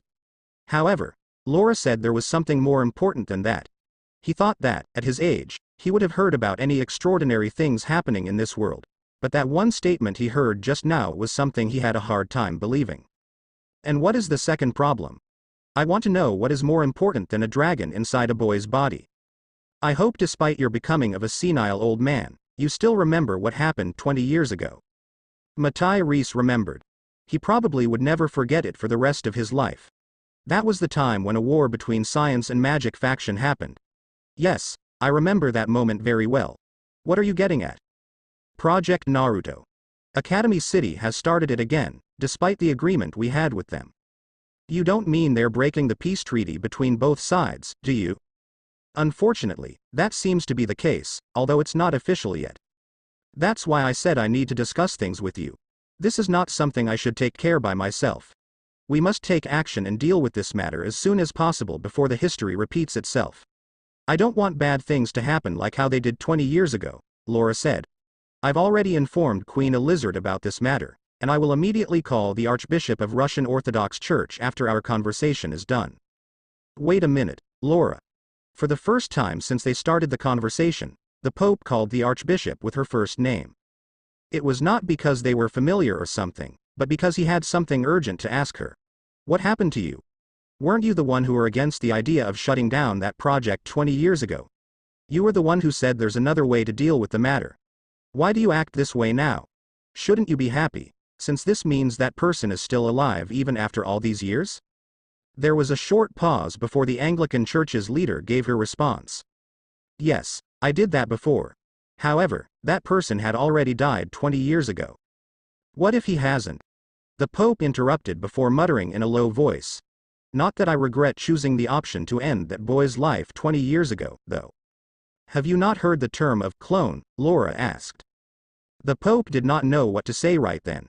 His spy had informed him there was a person in Academy City whose appearance was the same with the person from 20 years ago, but he had dismissed it. However, his name was also the same with that monster from 20 years ago. Even his choice of clothes and accent were the same. I don't think Crowley would go as far as that to start another war with us. What makes you believe he had done so? This time, Laura was able to give an immediate response. She had thought this line even before she made the decision to call the Queen, the Pope, and the leader of Russian Orthodox. She believed there was no other possible explanation other than this one she had thought up. If he has the heart to make 20,000 clones from the Railgun, only for them to be slaughtered by just one person, what makes you believe he won't be able to do the same with that project? That's why I suggest an immediate action from the magic side regarding this matter. It would be easier for us when there is only one clone of him. If Crowley makes 10 of thousands or even more, what do you think will happen then? Somehow, that doesn't sound good anymore. The Pope paused for a moment. As the Pope, I can't make hasty decisions. However, I'll make sure to pay my full attention regarding the two matters you told me of. If it proves to be like you said before, I'll glad to take part and deal with the problem accordingly. Just like that, the conversation between the two ended. The connection line via magical device they used had been disconnected. In the end, they did not come into a mutual understanding. However, it might become the other way around if things did not progress smoothly. No one knew what would happen next. Only time would tell. To be continued. Also remember to subscribe and like this video. See you in the next video.